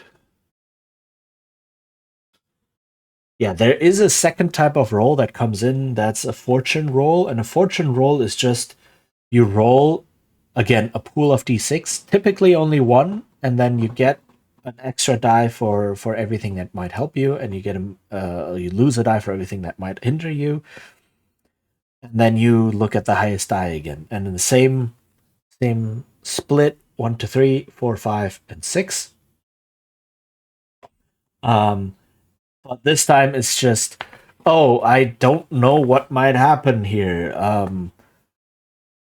It's to if you don't want to make a decision, or you can't make a decision, or you just need to inject a bit of luck into the situation as a GM or so, you just roll a fortune roll, and that's really just letting the dice decide, right? So I can put that on the side. There is another roll that does happen that is also effectively a fortune roll. I don't know if it's labeled as such or described as such, but you have the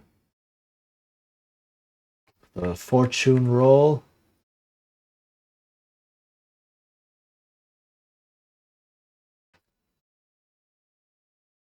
Which again is just same, you build a pool of d6, right? And so pool, oh my goodness, pool of d6,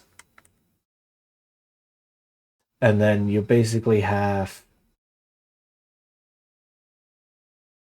like this.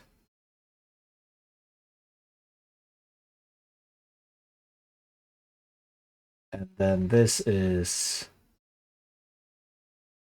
that. That's basically all it is, right? Um, so, but it's just a way for the GM to use the basic dice pool system to inject luck into it, right? And it works. And this fortune roll is the other big roll that it's a GM facing roll most of the time, right? When you're advancing the world, the sandbox, right, and determining, say, two gangs are having a gang war. Who gets the advantage now? Who wins some territory? Well, you just make a fortune roll for each side and see who gets a better roll or something. Or you say, oh, this gang is actively attacking this other gang. How does their attack go? Make a fortune roll. Or the players are trying to research something in downtime. Downtime uses a lot of fortune rolls, right? Same idea. You just roll a bunch of d6, and then you get the same kind of idea of, oh, 1 to 3 is bad, 4 5 is okay, 6 is good, done. Right? You get the same kind of split. And this basic dice pool with this split of the numbers is all over the game. You sometimes read it slightly differently, or you sometimes build the pool slightly differently, but the basic idea remains the same. And that's what makes this system so smooth in a way, at least in the player facing side, because the players only have to worry about one type of roll, and the results are basically you want a 6, a 4 or 5 is also okay, you don't want a 1 to 3. Um, and I think that's it for the main engine. Right? I think that's it.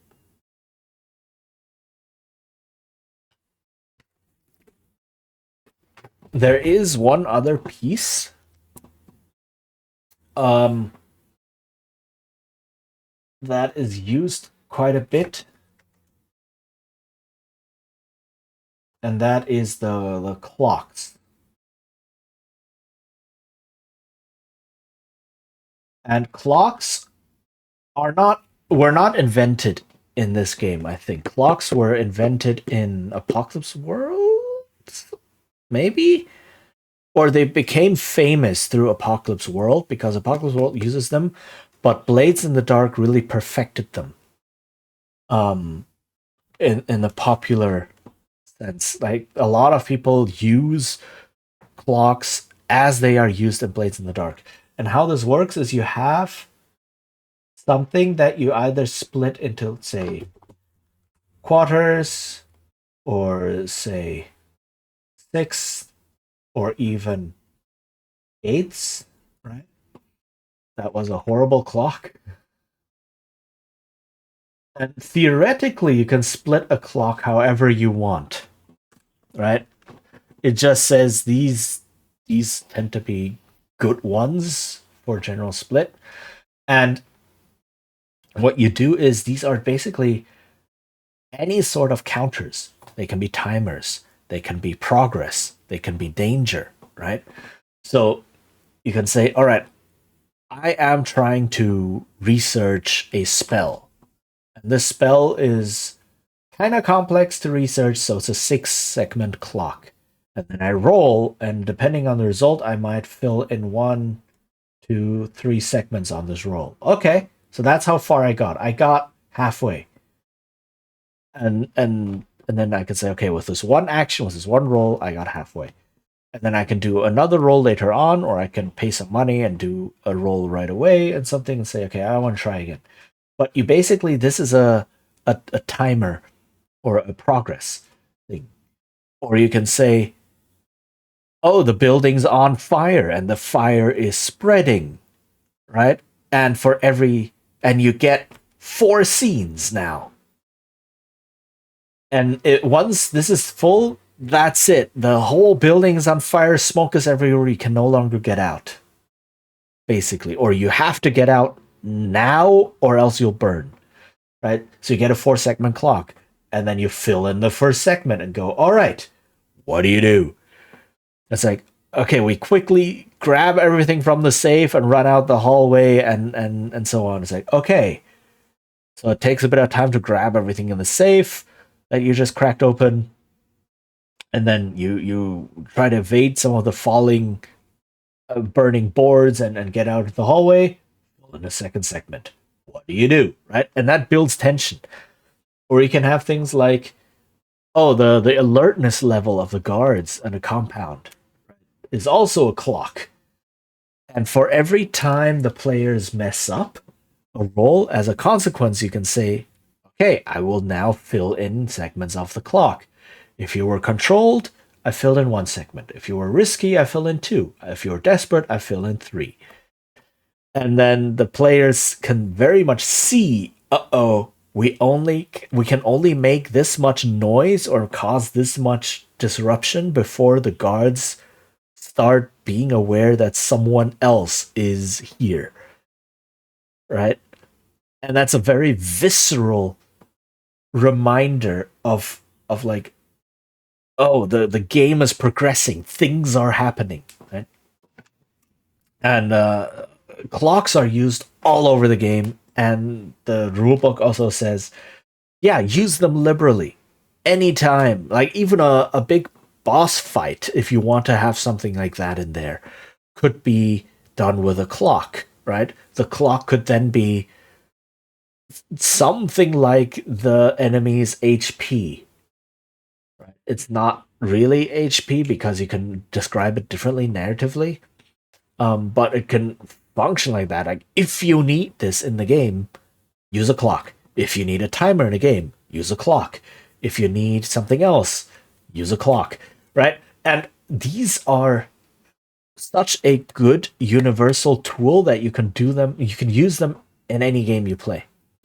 But Blades in the Dark really formalized them and systemized them, and they're all over the place. And some of them are actually uh, fixed, so to speak. Like if you're trying to heal from injuries, you have a clock for that. If you're doing certain long-term actions for downtime, you have a clock for that. When the sandbox, when other gangs are trying to achieve their goals, they use clocks for that, right? Um, and so some are fixed in the book, in the rules, but the game just tells you use them everywhere, and that's also part of the game. Clocks, okay. Uh, and the last portion of the game is the what's it called? Is it like the phases? Game phases? I guess I'll just write down the phases of play. Phase of play. And I don't fully agree with how John Harper structured them in his book. He calls it the basic overall game structure. Um, I will write them down. Like the ad break is about to start. I will write them down and then I will say what I changed and what I think. So he starts with free. Hold on. I need a bit more space for that. So Phases of play. Okay. Yeah, I'll just write these down, and then the ad will start at some point, and then I'll go through what I mean, or what John Harper means, and where I think this model needs to be updated. Endure. In enduring, grow strong. To make it a bit clearer.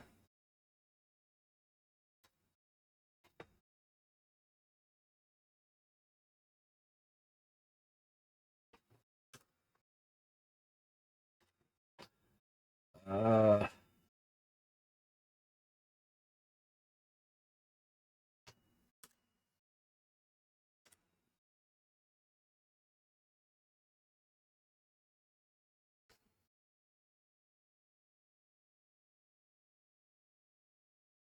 okay.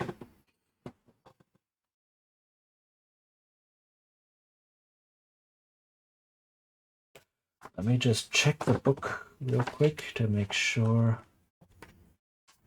getting everything correct.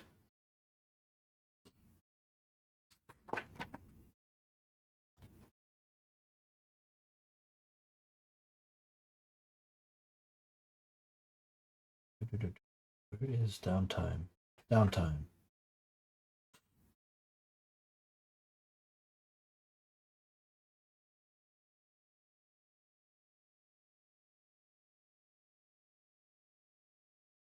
Yep. Okay.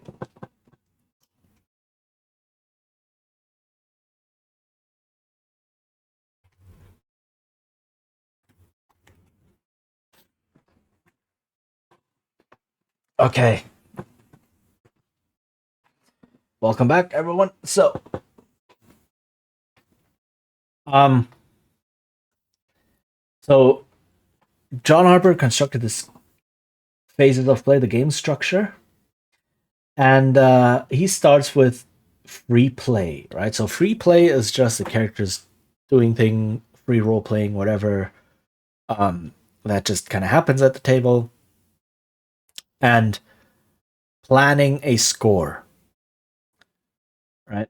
It's basically you. That could also be another phase in here. Is it marked in here? He has a whole page model.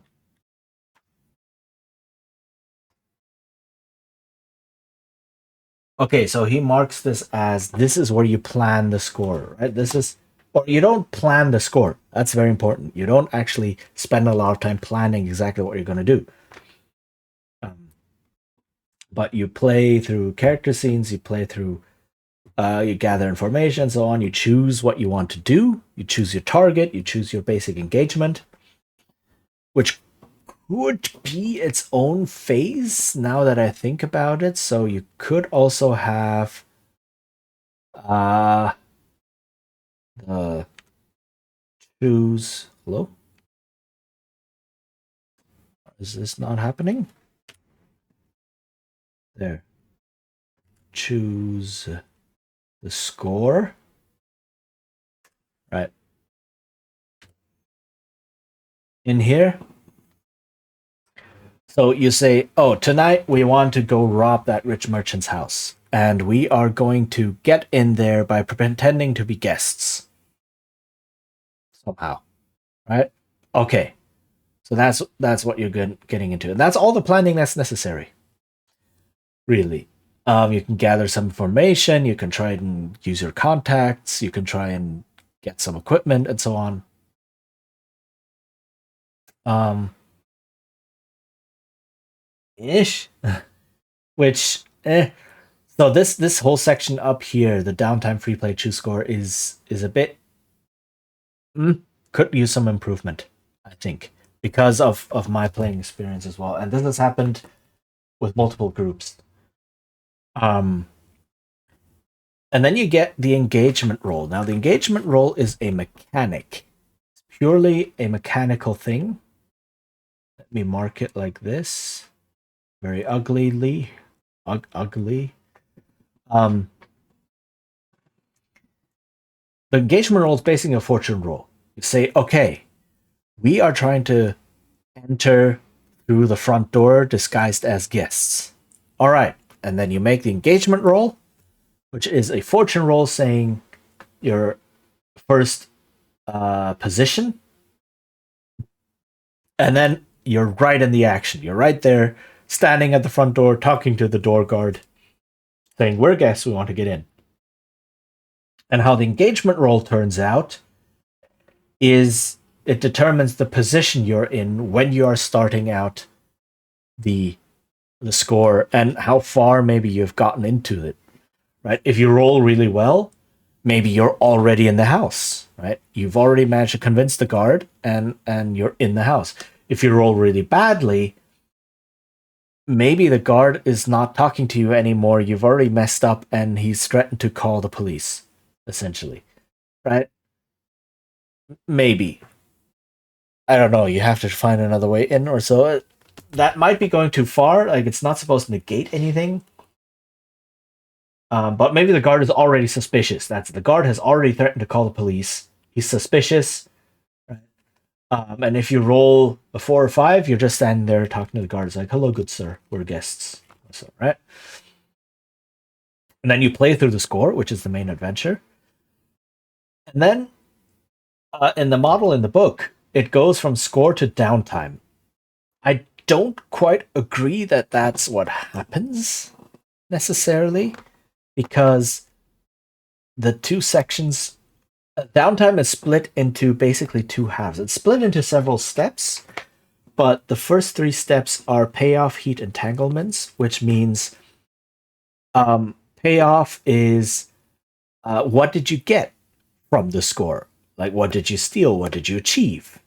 Heat is how much heat your crew has gotten from the score, right?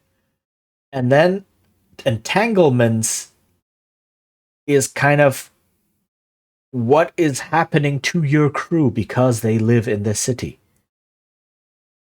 right? So this is where the structure kind of gets how do I explain this? So payoff and heat are basically just calculations, right? You just look at what did we steal, what did we get, or did we do a mission for someone else, right? What is happening? How are we getting paid?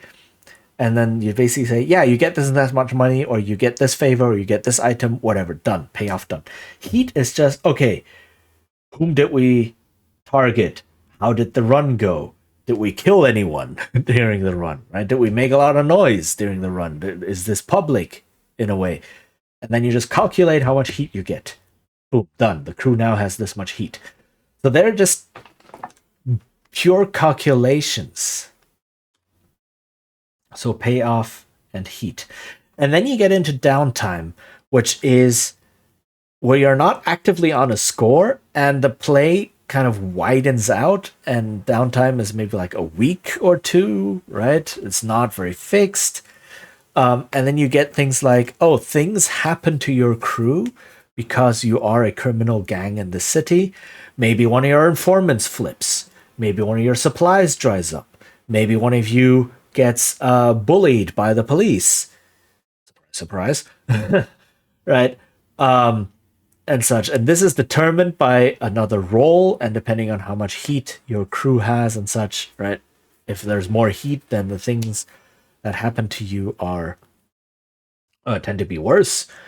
And you roll for that, and then you have to resolve that. And then you get into what I would call the actual downtime. I guess in the book, it's all part of downtime in order not to split it into lots and lots of tiny steps.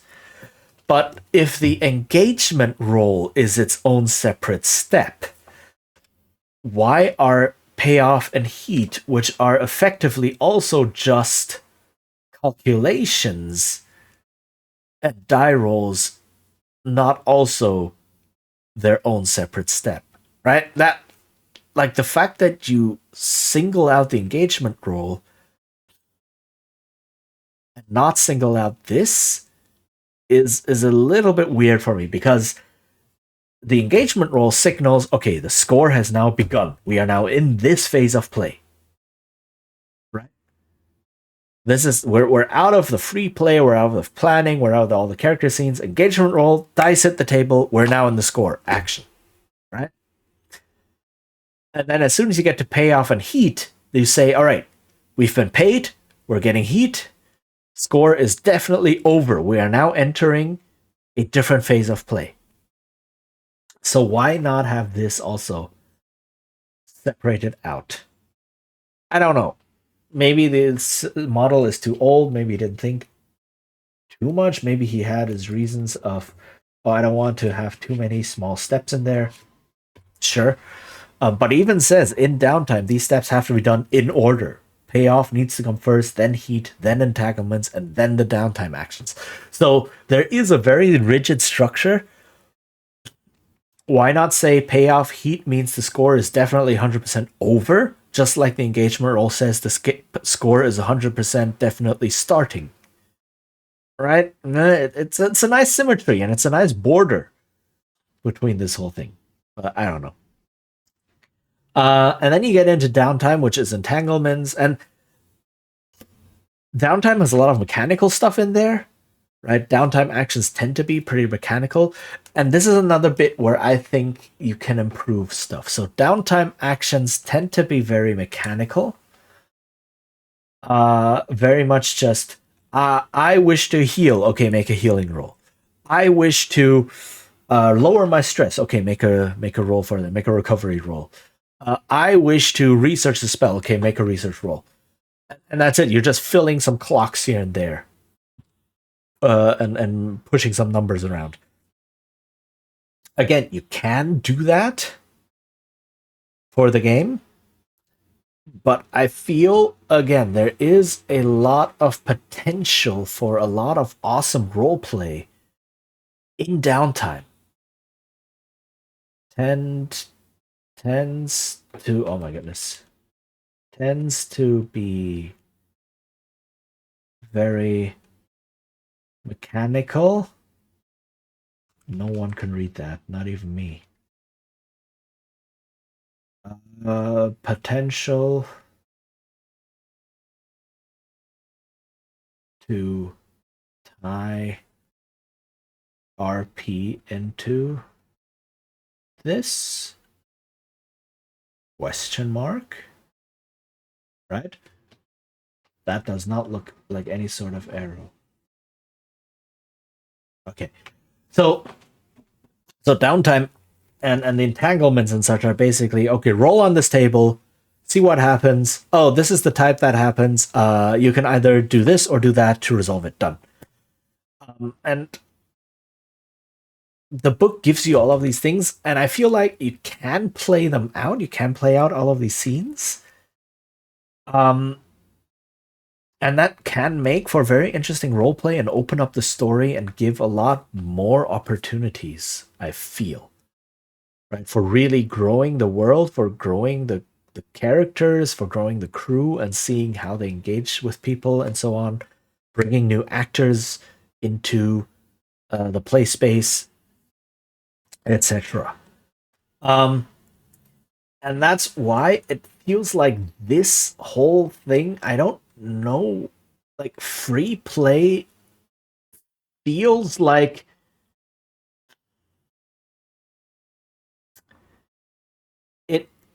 it almost feels like a spectrum of, oh, we're doing downtime, then we're kind of sort of shifting into a phase where we're not doing a lot of rolls, and then we start choosing a score. Here's the thing, though. Here's the thing. This has happened several times where when we choose to do a score, or when my players chose to do a score, they're like, oh, let's do this thing. Oh, wait, but in order to do that, it would be really helpful to have this kind of equipment or to have this kind of setup. Oh, can we move all the way back to downtime again so I can do something in order to acquire this equipment or to talk to my contact? And you're like, we left downtime behind half an hour ago, right? Sorry, I just banged my desk. Um,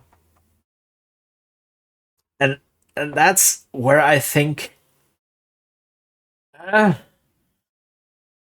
it's because there are downtime actions for things like acquiring materials or equipment, establishing new contacts, researching things, gathering information. All of those are downtime activities. But what I have found, what I have found to be the case with all of this is when it's time for downtime, the players are just like, I don't really know what to do with my downtime activities, right? I'm just doing the generic. I'll just train a bit, make my character better, right? I don't really have a goal. And then when it comes to choosing the score, they're like, oh, but wouldn't it be cool if we had this? Wouldn't it be cool if we could get this and use it for the score? And it's like, and suddenly they have a direction because they have a clear goal. They have something they want to do, and then they're like, oh, but we could acquire our equipment like this. And I feel like, what if you flipped these two actions, these two phases, right? Which let me use green not to clock this up. What if you flipped the choose score and downtime things, right? In the sense that, okay, you get payoff, you get heat, and then you slowly shift into downtime with entanglements so that things happen, the world reacts to the players or player characters and their crew. And then you enter into this big kind of free play phase where the players first choose, okay, do we want to do next? What is our next step after we have done the score, after we've seen what happens, after we've done entanglements? What do we want to do next? And then from there, you go, right, now that we have a plan, right? Um, Now let's do things to make the score easier on us. And that is also kind of how heist narratives work, right? Caper and heist narratives work like that, in the sense that right now, how it's structured is the players just randomly do things on their own in their downtime. A week passes, and then suddenly they all sit down and go, all right, score. What are we doing later tonight? We're robbing this bank. Okay. But that's not how it works, right? They say, okay, we want to rob this bank. And then they spend a week planning and getting equipment and talking to people and setting things up. Sometimes that's shown, sometimes that's not, depending on how the story is told. And then they spend this week preparing, and then they pull off their heist. Right? So, what if you flip those two things? I'm already in this phase where I am not just looking at how the things work, I'm looking at how to improve them. Oh my goodness. um, so this is kind of how it's set up right now. And if you look at the image in the book, it's really just free play, engagement roll, score, downtime. That's what it is. I propose a different system. But I will not put this here. This is kind of how the system is set up. Okay, so let me copy this, what I have down here. Uh,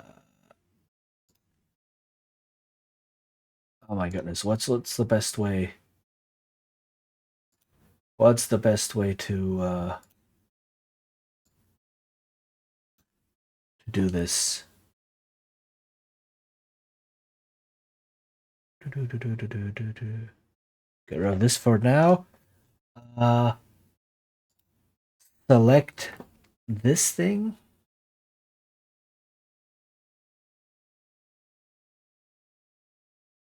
Because this is my suggestion on how to change things. this out, add a new paint layer, paste it in there, and then, oops, okay.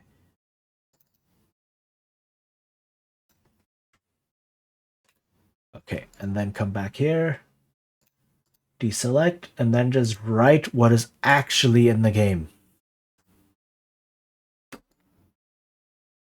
All right, so how the game is actually set up is you have free play.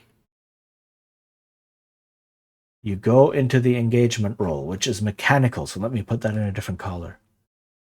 Engagement role. And the circle for engagement role in the model is also smaller, marked differently.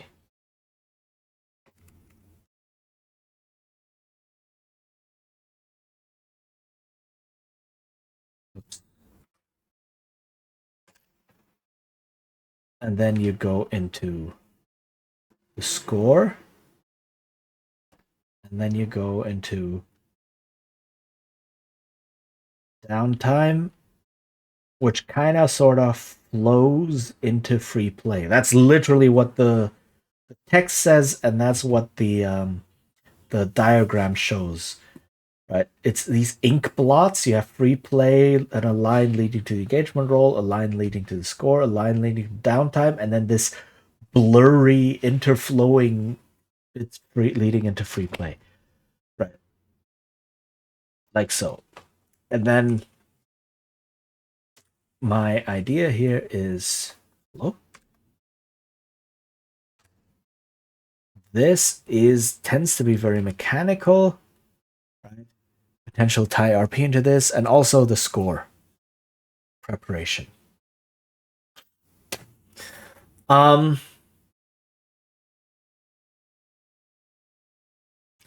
Okay, another bit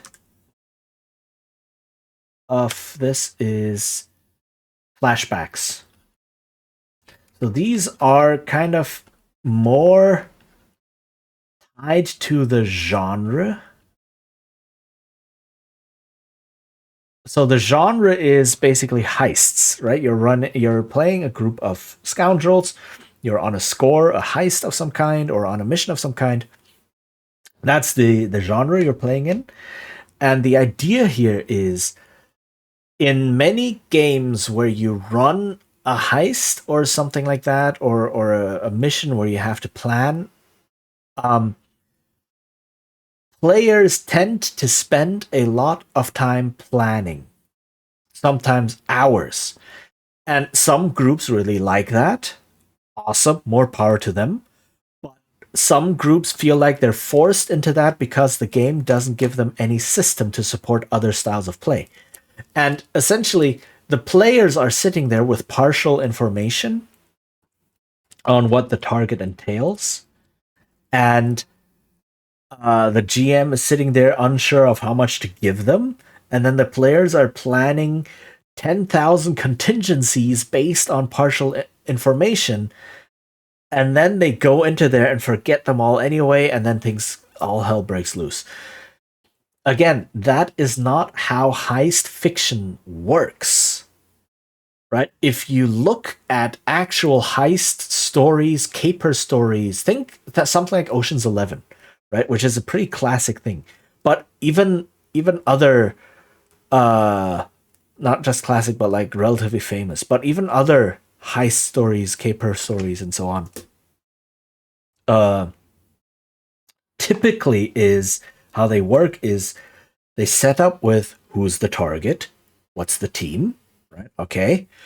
And then they show scenes of planning and setting things up and putting people into position and so on, and getting equipment, etc. And they are working with more or less absolute information of the target. They know exactly who the director of the bank is, or the head of security is, right? They know exactly, they have a blueprint of the vault and so on. They know exactly what the security systems are and how to disable them. They know exactly how many guards there are, what their rotations are. They have no problem getting uniforms of the guards to sneak people in there, and so on and so on and so on. Right?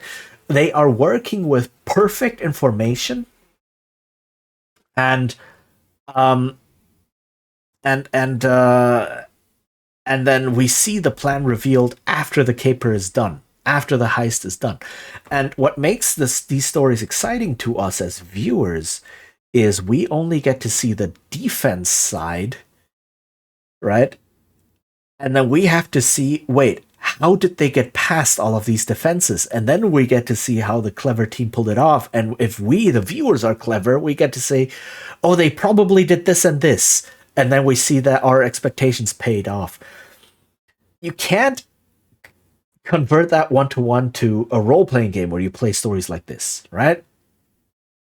Because we're not audiences. We're the actual people in the heist. We're the ones planning it.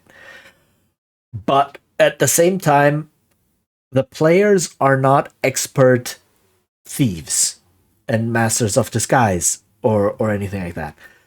The players don't have perfect information because sometimes the GM doesn't have perfect information, right? And actually planning a heist like this would take weeks of work. It's just that a movie like that cuts it together into a handful of scenes of like 15 minutes or so. Done. Right? And the actual excitement from a movie like this, from a story like this, does not come from can they plan things with incomplete information? It's what will go wrong during the heist. Right? You go in with a perfect plan, you know everything there is to know, and then things go wrong.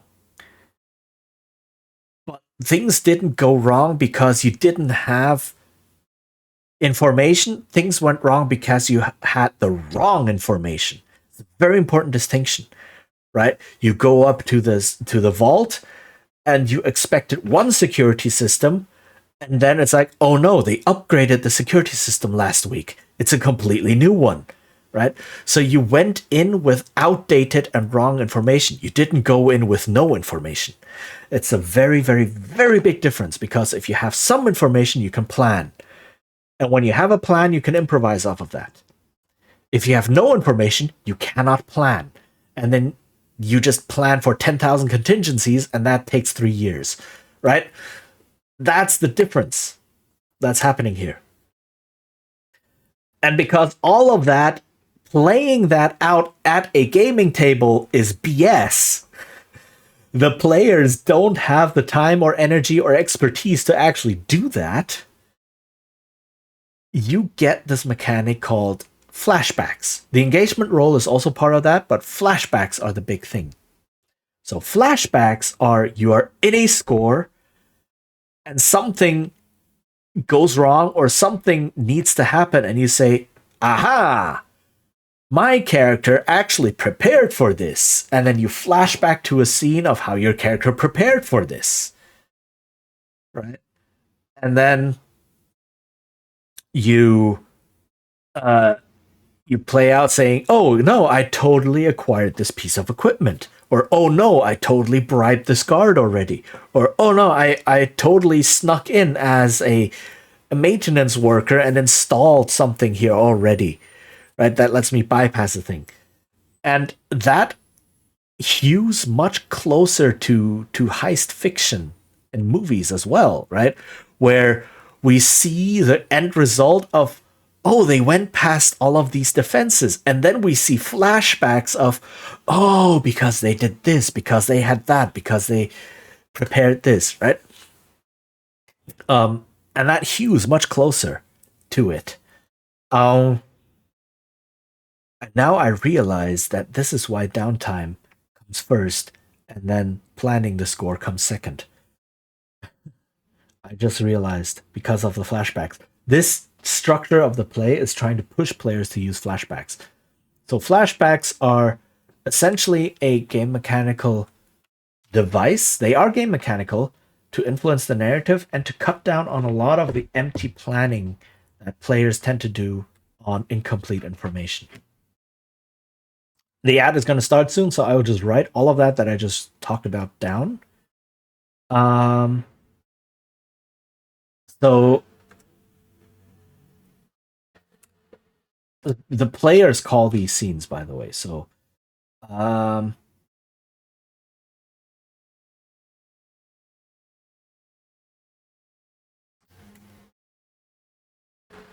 Endure.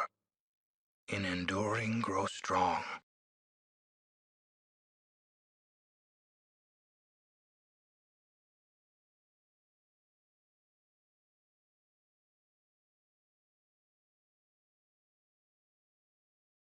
preparation. Uh, cuts down on empty planning with incomplete info. Right. And something I haven't mentioned yet. I will write this down now.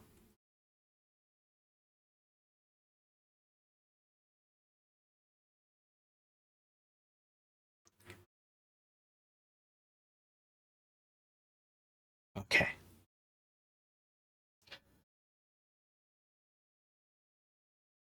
And this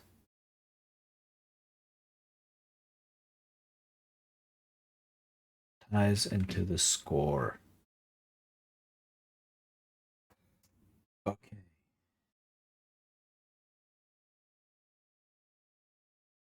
All right. Welcome back, everyone. My thoughts are getting slightly clearer as I wrote this. So, flashbacks are special scenes to retroactively set up some sort of preparation that you've done in the middle of the score. There are some limitations. It cannot negate something that has already happened, but it can change the context. Right? So if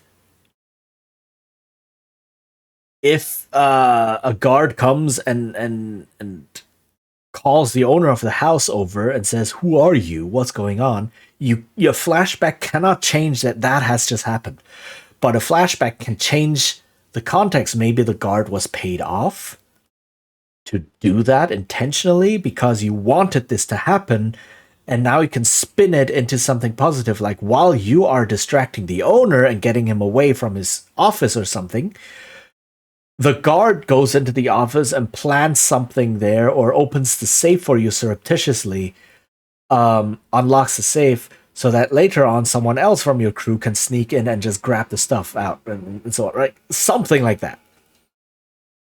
Um, it cuts down on the empty planning that happens before a score with incomplete info, right?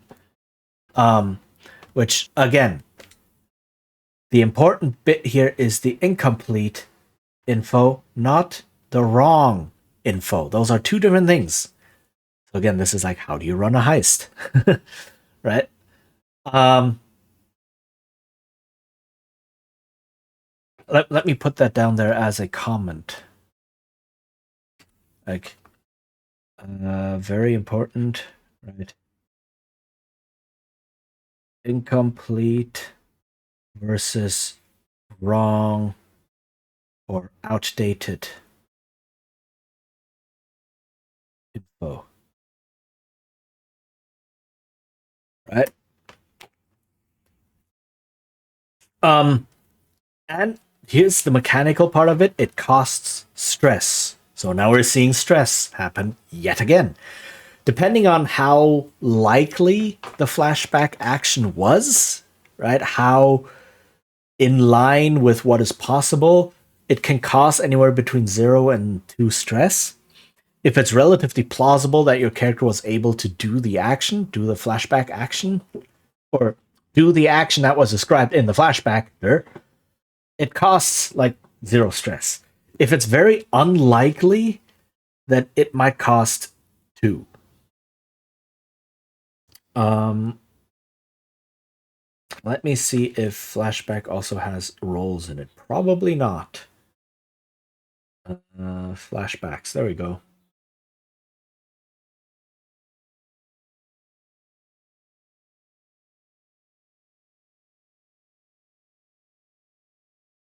Uh, yeah, it could have a role because you're trying to convince a guard or something. You're trying to tinker with something to set up for it, etc. It's just handled like a normal scene.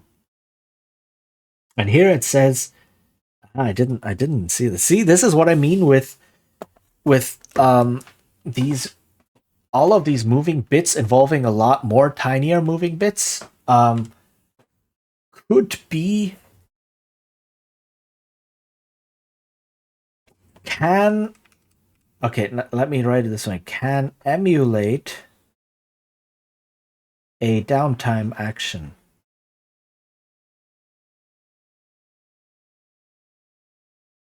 Right. So kind of like acquiring gear. Right? Acquiring gear. So I need this piece of gear. Acquiring gear is a downtime action. So I resolve it like a downtime action. Uh, instead of paying stress. Okay. Man, flashbacks really need to be front and center. Um, they are a a vastly different mindset to get into as a player and as a GM. But I think if you do manage to use them well,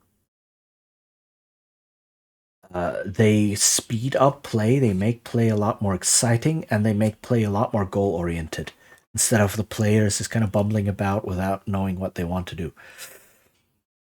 Okay, so flashbacks.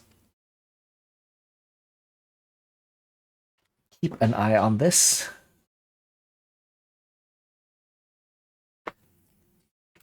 Oops.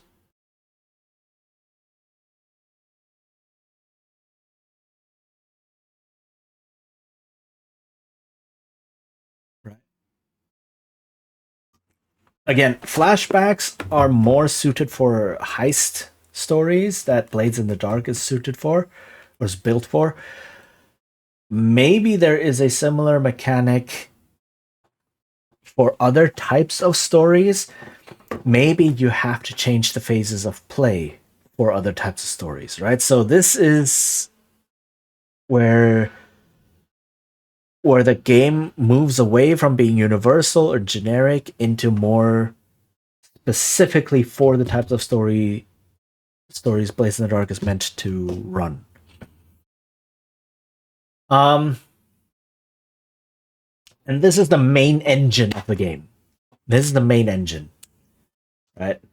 Action roll, a lot of things going in, a lot of things coming out, a bunch of peripheral things, peripheral mechanics and such, and concepts. Um, and yeah, so I'm not going to go into how entanglements and heat and downtime and all that works because part of those are GM facing, and I'm not really going to go into those because that's just running a sandbox.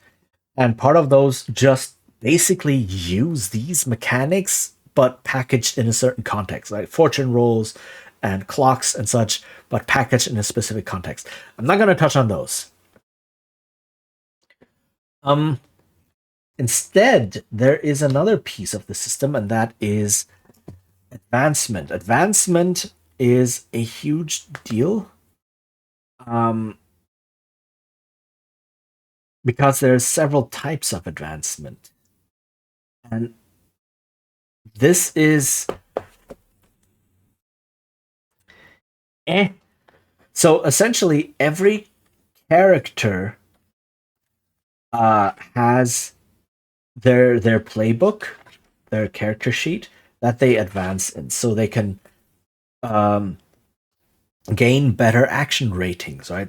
Skill levels, effectively. They can um, they have special abilities. Every playbook has special abilities that makes them uh, specialized in a particular area, right? So you have something like the slide, who's very good at convincing people, right, and persuading people. You have something like the Whisper, who is good at magical stuff. You have the Lurk, who is good at sneaking around. You have the what else is there? The Hound, who is good at stalking people and ranged sniping and setting up ambushes. You have the Cutter, who's good at fighting, etc., etc., etc. Right, and they get special abilities for that you pick some, and when you advance you can pick more, right, of these. And the advancement systems are, they are starting to delve very deeply into options, character options. But I think the advancement system as a whole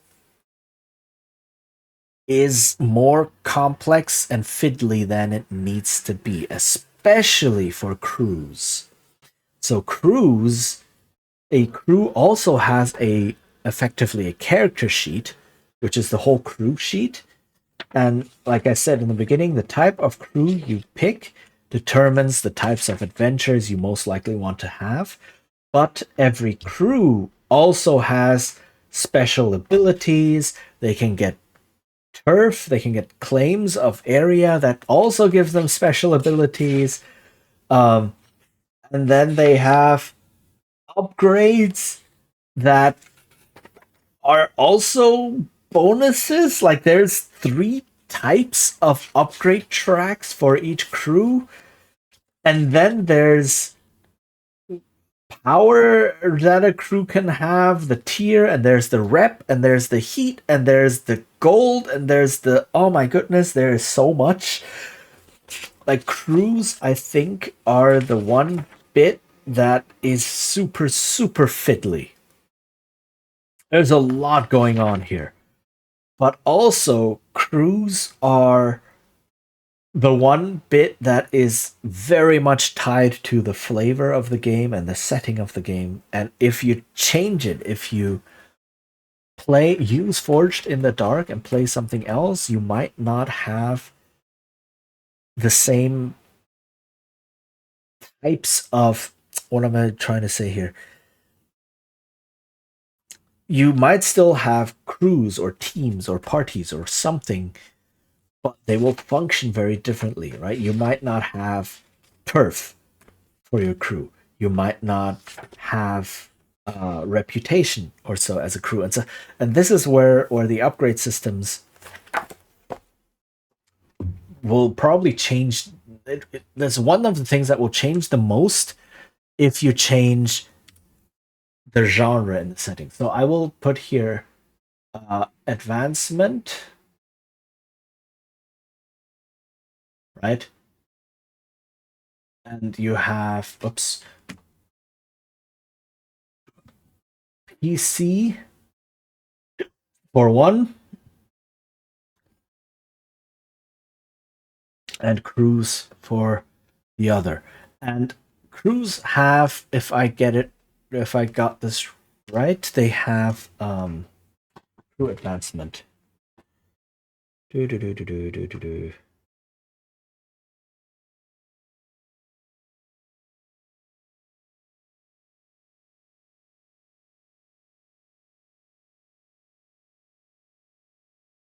So crews get XP, right? Which can then either lead. So when the crew levels up, you can either get a special ability. Oops. My God, my handwriting is atrocious right now. Or 2 upgrades. 2.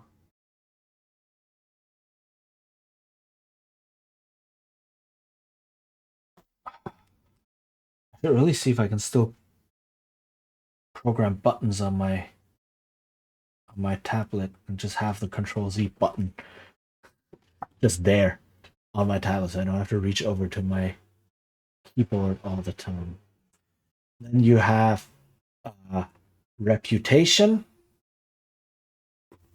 a crew reputation, which is tier, and that also has hold, which is like half tiers, and so it's eh. This is the bit which is very fiddly, and then you have uh, claims, which are the turf I was talking about, and those are gotten in scores, which is again the split between narrative and mechanical, kinda, but not really in this case, right? You have two ways of advancing your crew. You get XP by doing scores, and you get rep by doing scores. And there's also heat, but you don't really want too much of that, and so on. And so XP makes your crew stronger, tier makes your crew stronger in a different way, but these kind of just accrue by doing scores. These are like a consequence of payoff that I had here on the bottom, right? Payoff includes things like getting reputation, getting crew XP, and so on. Claims are, oh, we would like to have a gambling den or something. Then you have to plan a score and going, okay, let's get a gambling den. And that is a purely narrative decision that results in a mechanical effect. Awesome. It's difficult to squeeze that in there sometimes, and I think it could use a bit more support in how to go about it. And it's not a choice between mechanical and narrative. It's not I choose XP or I choose a claim. XP and rep, the mechanical things just happen. Claims, you need to actively go for. So that's it. Um, yeah. So that's not the same kind of push yourself devil's bargain or consequence resistance roll kind of deal here. And then PCs have. Oh, 1 second.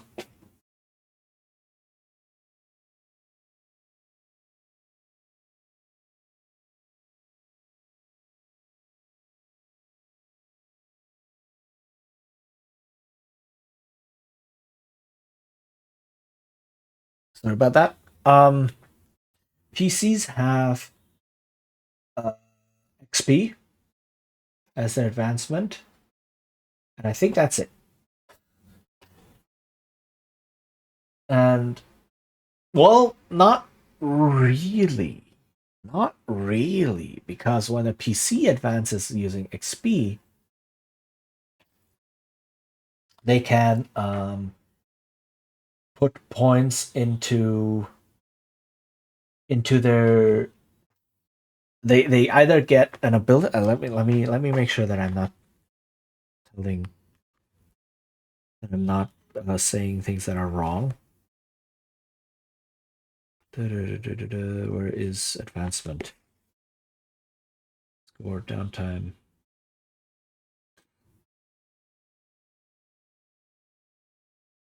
Uh,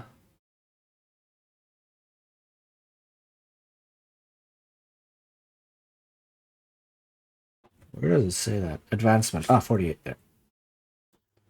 PC advancement. There we go. So you get XP.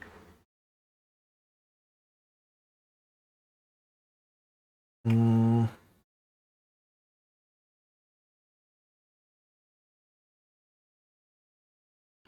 And you have to choose where the XP goes. Right. That's what happens. So you have different tracks. You have either special abilities. Oh my goodness, what is happening here?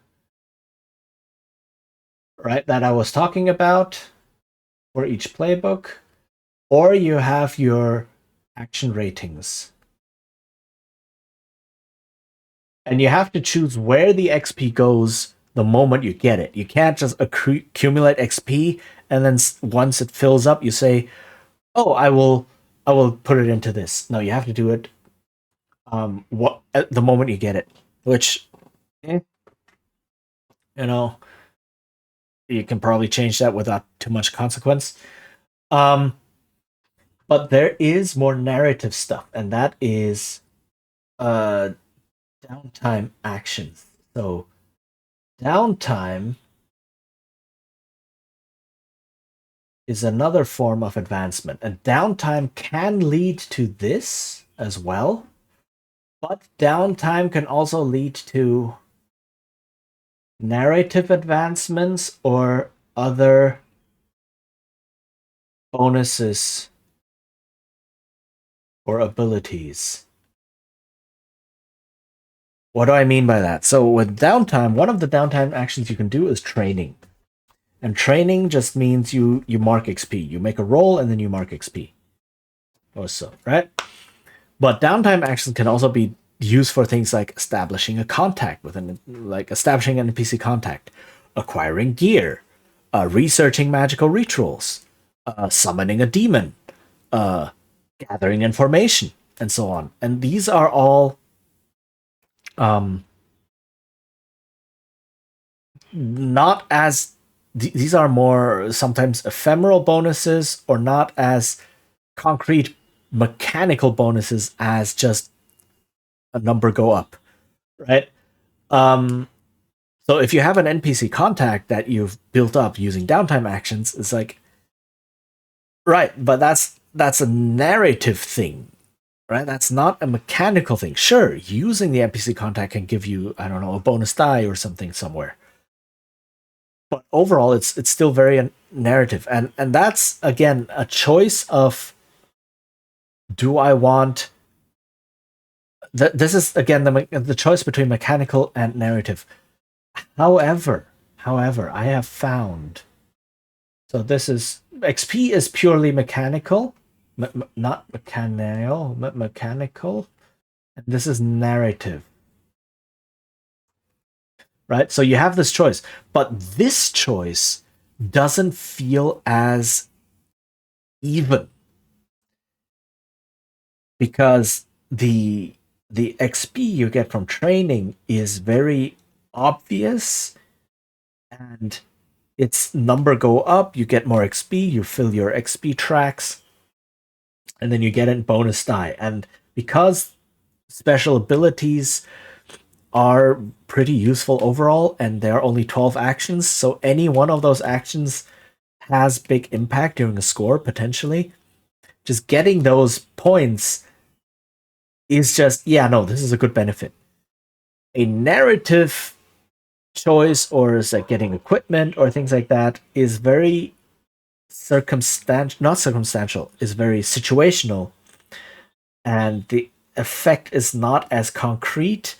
The improvement, the bonus you get is not as concrete, and so I have found players shying away more from those things. And it requires a lot of player creativity as well to go for downtime actions like that. Now, there's nothing wrong with picking the mechanical option over the narrative option, but seeing how this mostly plays out, I feel like it should be possible to provide more support for the narrative downtime options to uh, lift players up a bit and help them in supporting their creativity or giving them more prompts, both in what kinds of things to pursue as well as how to use them in the game, right? Um, so that's what this feels like. Yes, it is a choice between mechanical bonus or narrative bonus, but this one feels more uneven compared to the other two. The other two are yeah, no, very even. When I ran the game, definitely. Um, but downtime actions are very all over the place, kind of, and a bit hard to conceptualize, a bit hard to really wrap your head around, especially the more narrative things. Is the music done? No, okay. Um, so that might be something to keep an eye on as well. Um, any other way? Yeah, and that's basically other ways the PC can advance. And I actually love this type of narrative unbounded advancement in the sense that you're not just doing number go up, you're not just collecting XP and then ding you get better at something, but rather that PC advancement is more lateral and more guided by what kinds of stories the PC wants the player wants to tell. Right? Maybe your player wants to craft a magical item. Okay, that is a story, and if you give them a good system to do that, then they can do that in game, and then they will have that magical item later to use, right? In further adventures.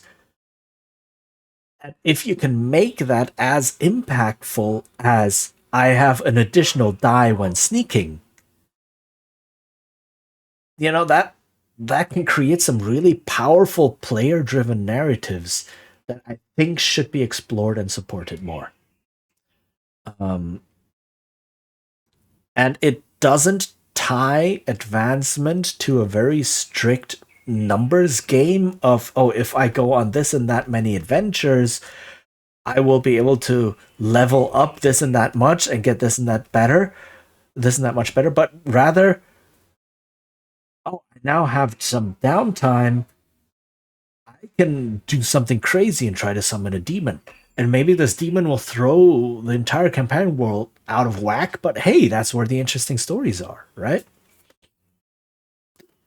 So that's what I really like. And so I want to see if it's possible to support that more. Um,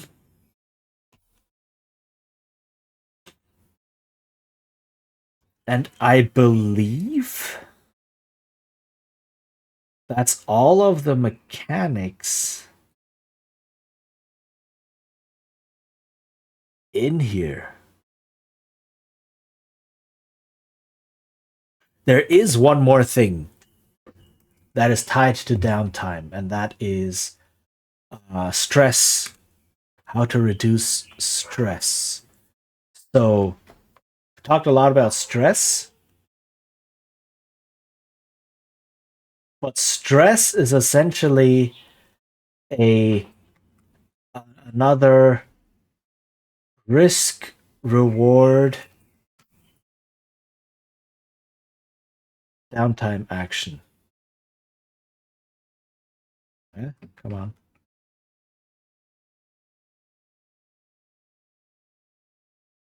So essentially, when you take a downtime action to relieve stress, you roll, like so many things, you roll, and then you recover as much stress as the number you've rolled, the highest number you've rolled, right? If you roll more than one die. Um, and typically you want that. You want that because uh, you want to, between scores, between adventures, you want to recover as much stress as possible, right? But the way you recover stress is you indulge in your character's vice. And if you roll a higher number than your current number of stress, so if you have 4 stress and you roll a 5 or a 6, yeah, sure, you recover all of your stress, but you overindulge and your character gets lost in their vice somehow, and that means you cannot play them for the next score. And then when they do come back, like bad things have happened, right? They have some sort of entangled issues hanging onto them because of whatever it is they did while they were overindulging their vice, either a drunken stupor or pit fights or whatever it is that your character happens to do, right? Eat lots of good food, etc. Um, so it's very simple, but it's cool because it's risk reward. If you have too stress and you say, "Do I really want to indulge? Risk overindulging, or do I go into the next score with a bit of stress already?" That's a cool system. where healing HP, so to speak, is a risk reward mechanic. And I think that's okay. I'm gonna use the ad break to flip through the book real quick and to see if I missed anything. Um, but I think that's mostly it. I mean, there's some ways of using money in the game, but yeah. There's trauma that is tied to stress, but also grow strong. Not too important. There's resistance and armor. Yeah, okay.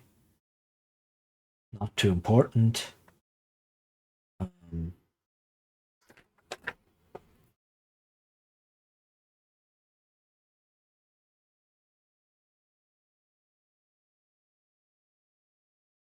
Yeah, and a lot of the rest of the game, the rest of the book, is how to get into the mindset of running Blades in the Dark, running the sandbox for the lots of tips for the GM, right? Running the sandbox, and then some setting information and some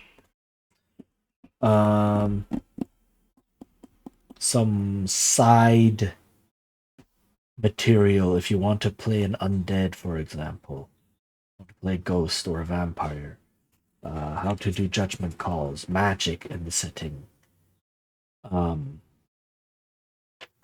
right, that sort of deal, which is basically just more character options or more options in general. Crafting, which is again just using a system that already exists in a specific context. So I think that was it. Yeah, so we took a deep dive into Blades in the Dark, and as you can see, the main engine, the action roll, really is the thing that drives everything. And then the fortune roll is similar, right? Same kind of idea, a tiered success rate and bad, okay, good, right? And then a couple of things on the side that the phases of play are the big structure of the game. Flashbacks help you with running and playing the game when you're actually on a score. Stress, the main mechanic. Clocks, just a super useful tool in general. And then advancement, because that's a thing in most games, right? How to advance. And I think advancement is one of the weakest systems in the game, to be honest. All of this other stuff is really, really, really good. Position effect is not weak. It's just untapped potential, I think, possibly. Potentially. But advancement, I think, is one of the weakest systems in the game. But also one of the ones the easiest to change, because that you can just change how character options work, how special abilities, what special abilities people have, and so on. So that's definitely something you can do there. The phases of play seem to be very important though, because you require the whole I'm on a score, we're doing adventure, we accumulate stress, we do things, and then you need downtime to see what we actually get, recover from stress, prepare for the next score. Like this structure seems to be very far integrated into a lot of the other mechanics just by how they work.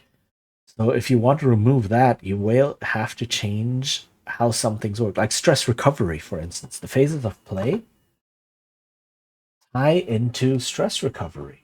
Right? So downtime ties into this. Advancement ties into this. Flashbacks tie into this, right? So a lot ties in, and stress is the core mechanic in a way. So that since that ties into the phases of play, if you change the phases of play, you need something else to deal with that, right? So this is reciprocal almost. Um, yeah. Uh,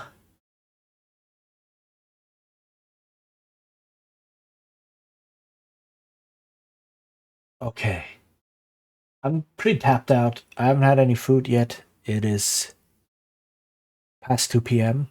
No breakfast, no lunch, so I need to go get something to eat. I think I'm done for today. Did a lot of analysis of how Blades in the Dark works. All the moving parts is not quite as many as I thought. There's a lot of devil in the details going on with this game. Like for instance, when you rise up in reputation, right? Your crew goes up in tier, and then your crew goes up in hold strength. But what does that actually mean, and when can you do that? And like when do the players what are the prerequisites for that? Yeah, there's a lot of devil in the details in there, and that's the fiddly bits.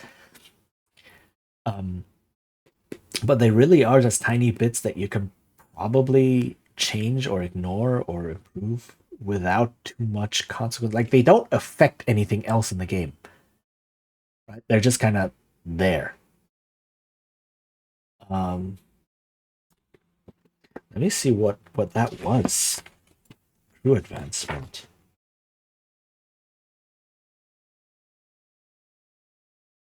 Uh,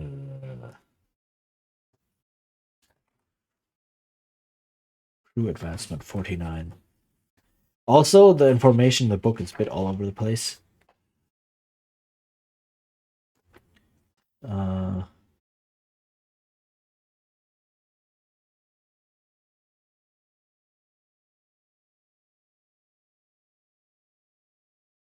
yeah, there's crew advancement, which is just the crew XP, right? That's all it says, but that's not all there is to crew. There's also the reputation, right? So 146 payoff. Um, there's more that affects the crew, but there's no crew. It's not in the crew section. Crew upgrades? Something?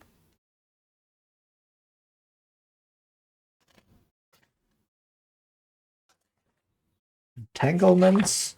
Downtime activities? Where's reputation?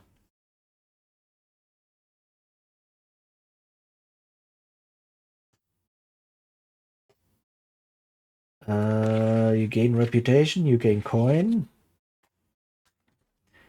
So this is like, okay, the crew advancement said this is the book is also not well organized in a way. It's like, oh, I advanced the crew. Okay, so you look at one page in the front that's like the crew gets XP. All right, so you get XP for this, for that, for that, for that. And then if your XP track is full, gain a special ability or two upgrades for your crew. Awesome. Up, I just realized I wrote up raids. Oh my goodness. Um, but also your crew has reputation. Aha. And there's also a reputation track on the sheet. Okay. So you go to the payoff, and the payoff tells you, all right, so you get reputation for this, for this, for that, for this, for that. Okay. And then you just go there. It's a checklist. And then you, at the end of the score, you get 3 reputation. Awesome. What does that mean? I don't know, because it's in some complete other part of the book. So, uh,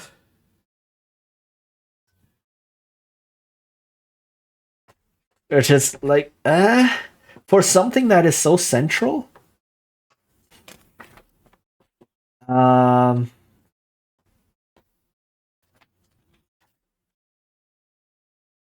this is like, where is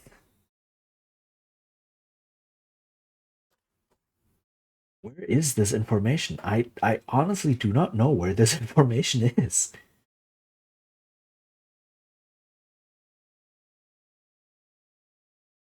Uh, it's not in the crew chapter. It's not in the crew advancement section. It's not in the payoff section, as far as I can see. So, where is it? But there's definitely something that happens because there's a tracker for it. Your crew has a reputation tracker, and that tracker fills up at some point. What happens then? Right? Uh,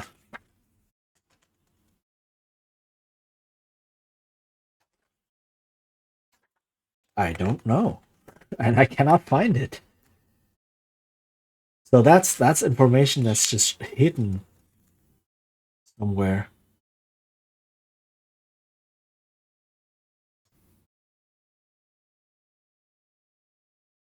It's not even in the index in the back. There is no reputation in the index in the back. Oh no, here, rep. 4493.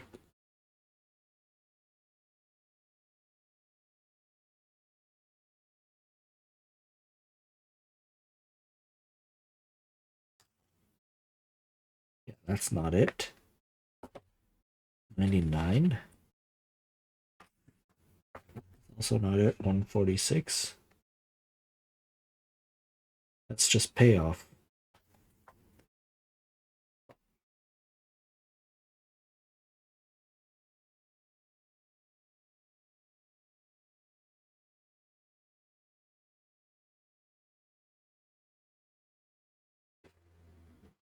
Yeah, no.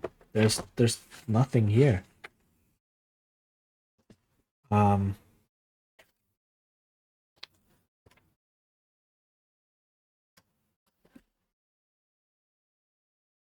this is so weird.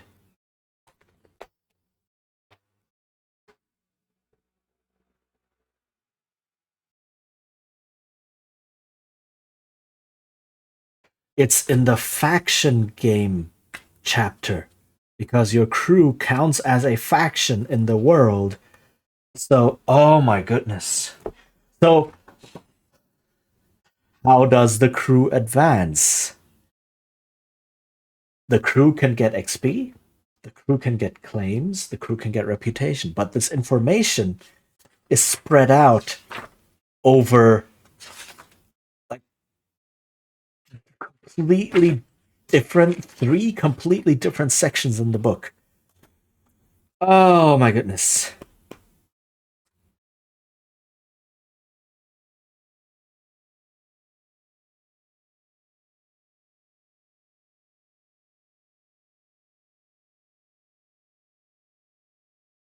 Yeah, so it's like you have a reputation, which indicates your tier level, which is like the general indicator of how strong your gang is.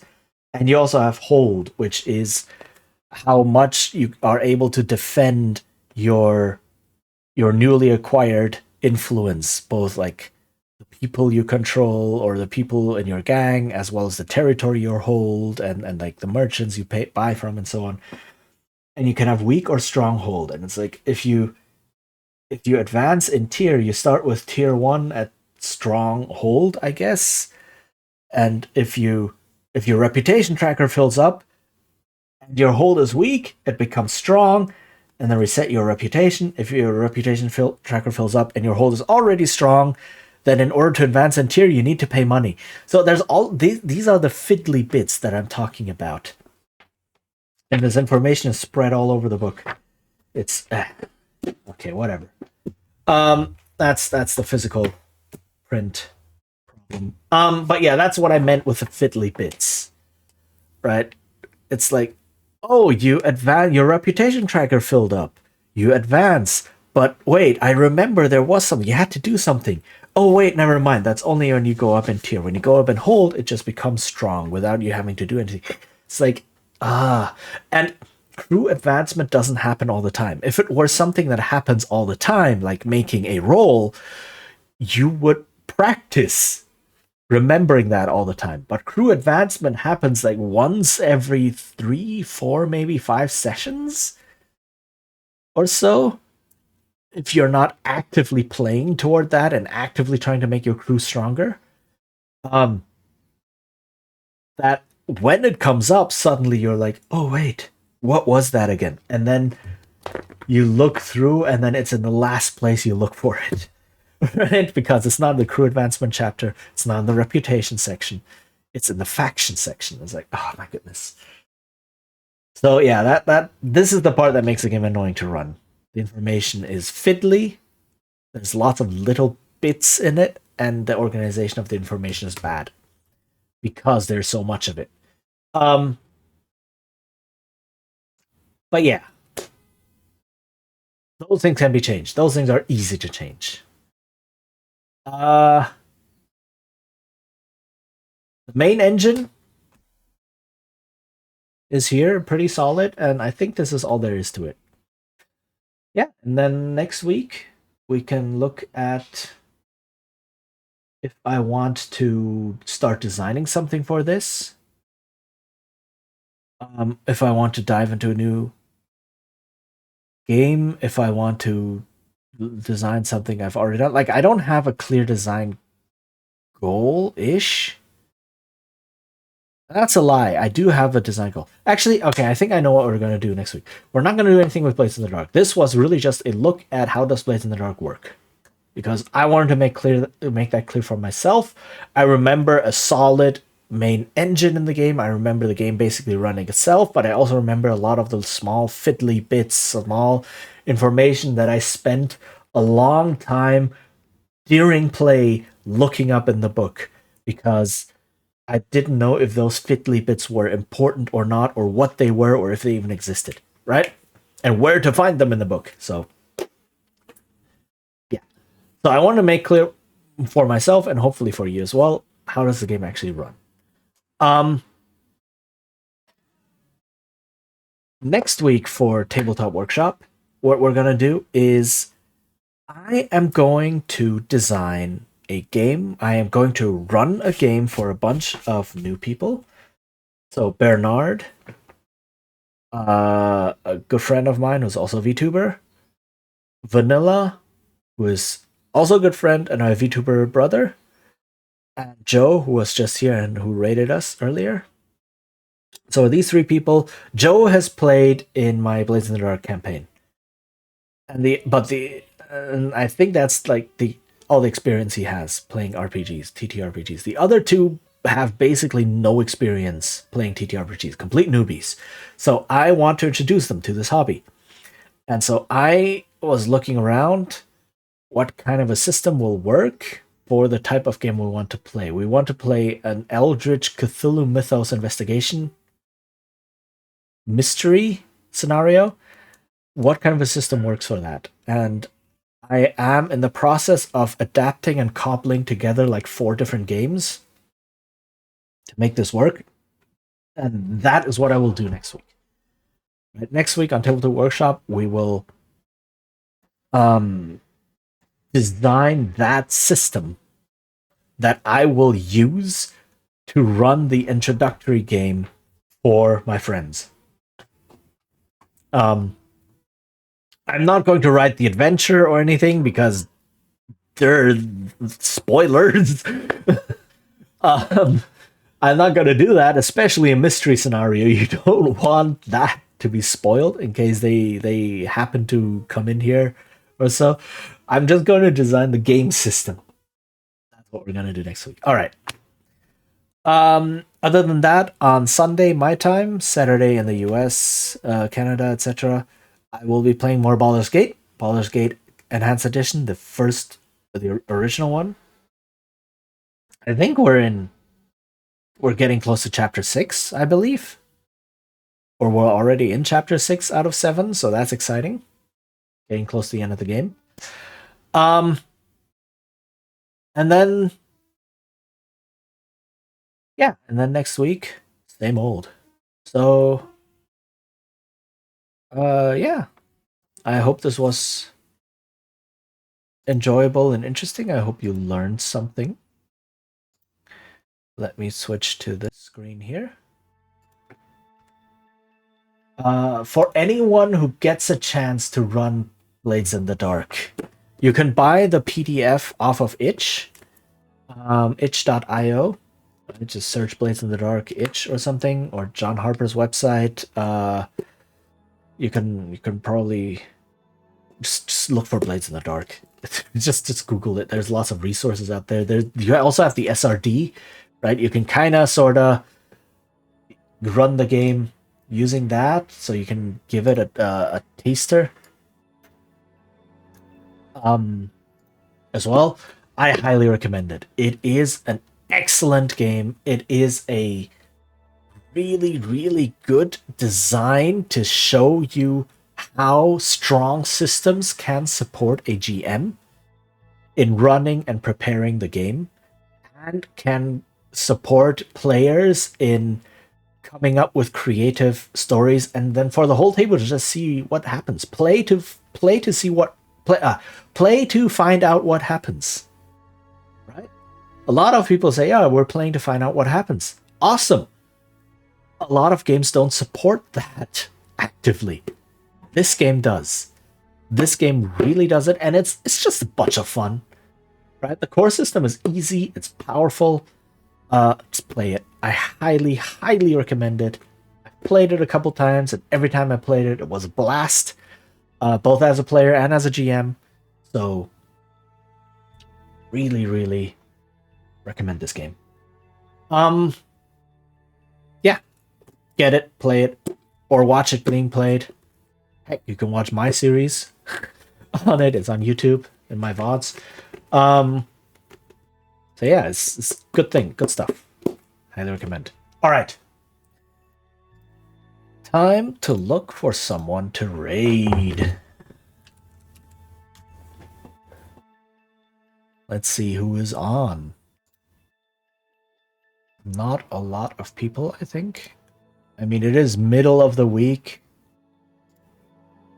Most people, it's pretty late. Oh, but there is someone.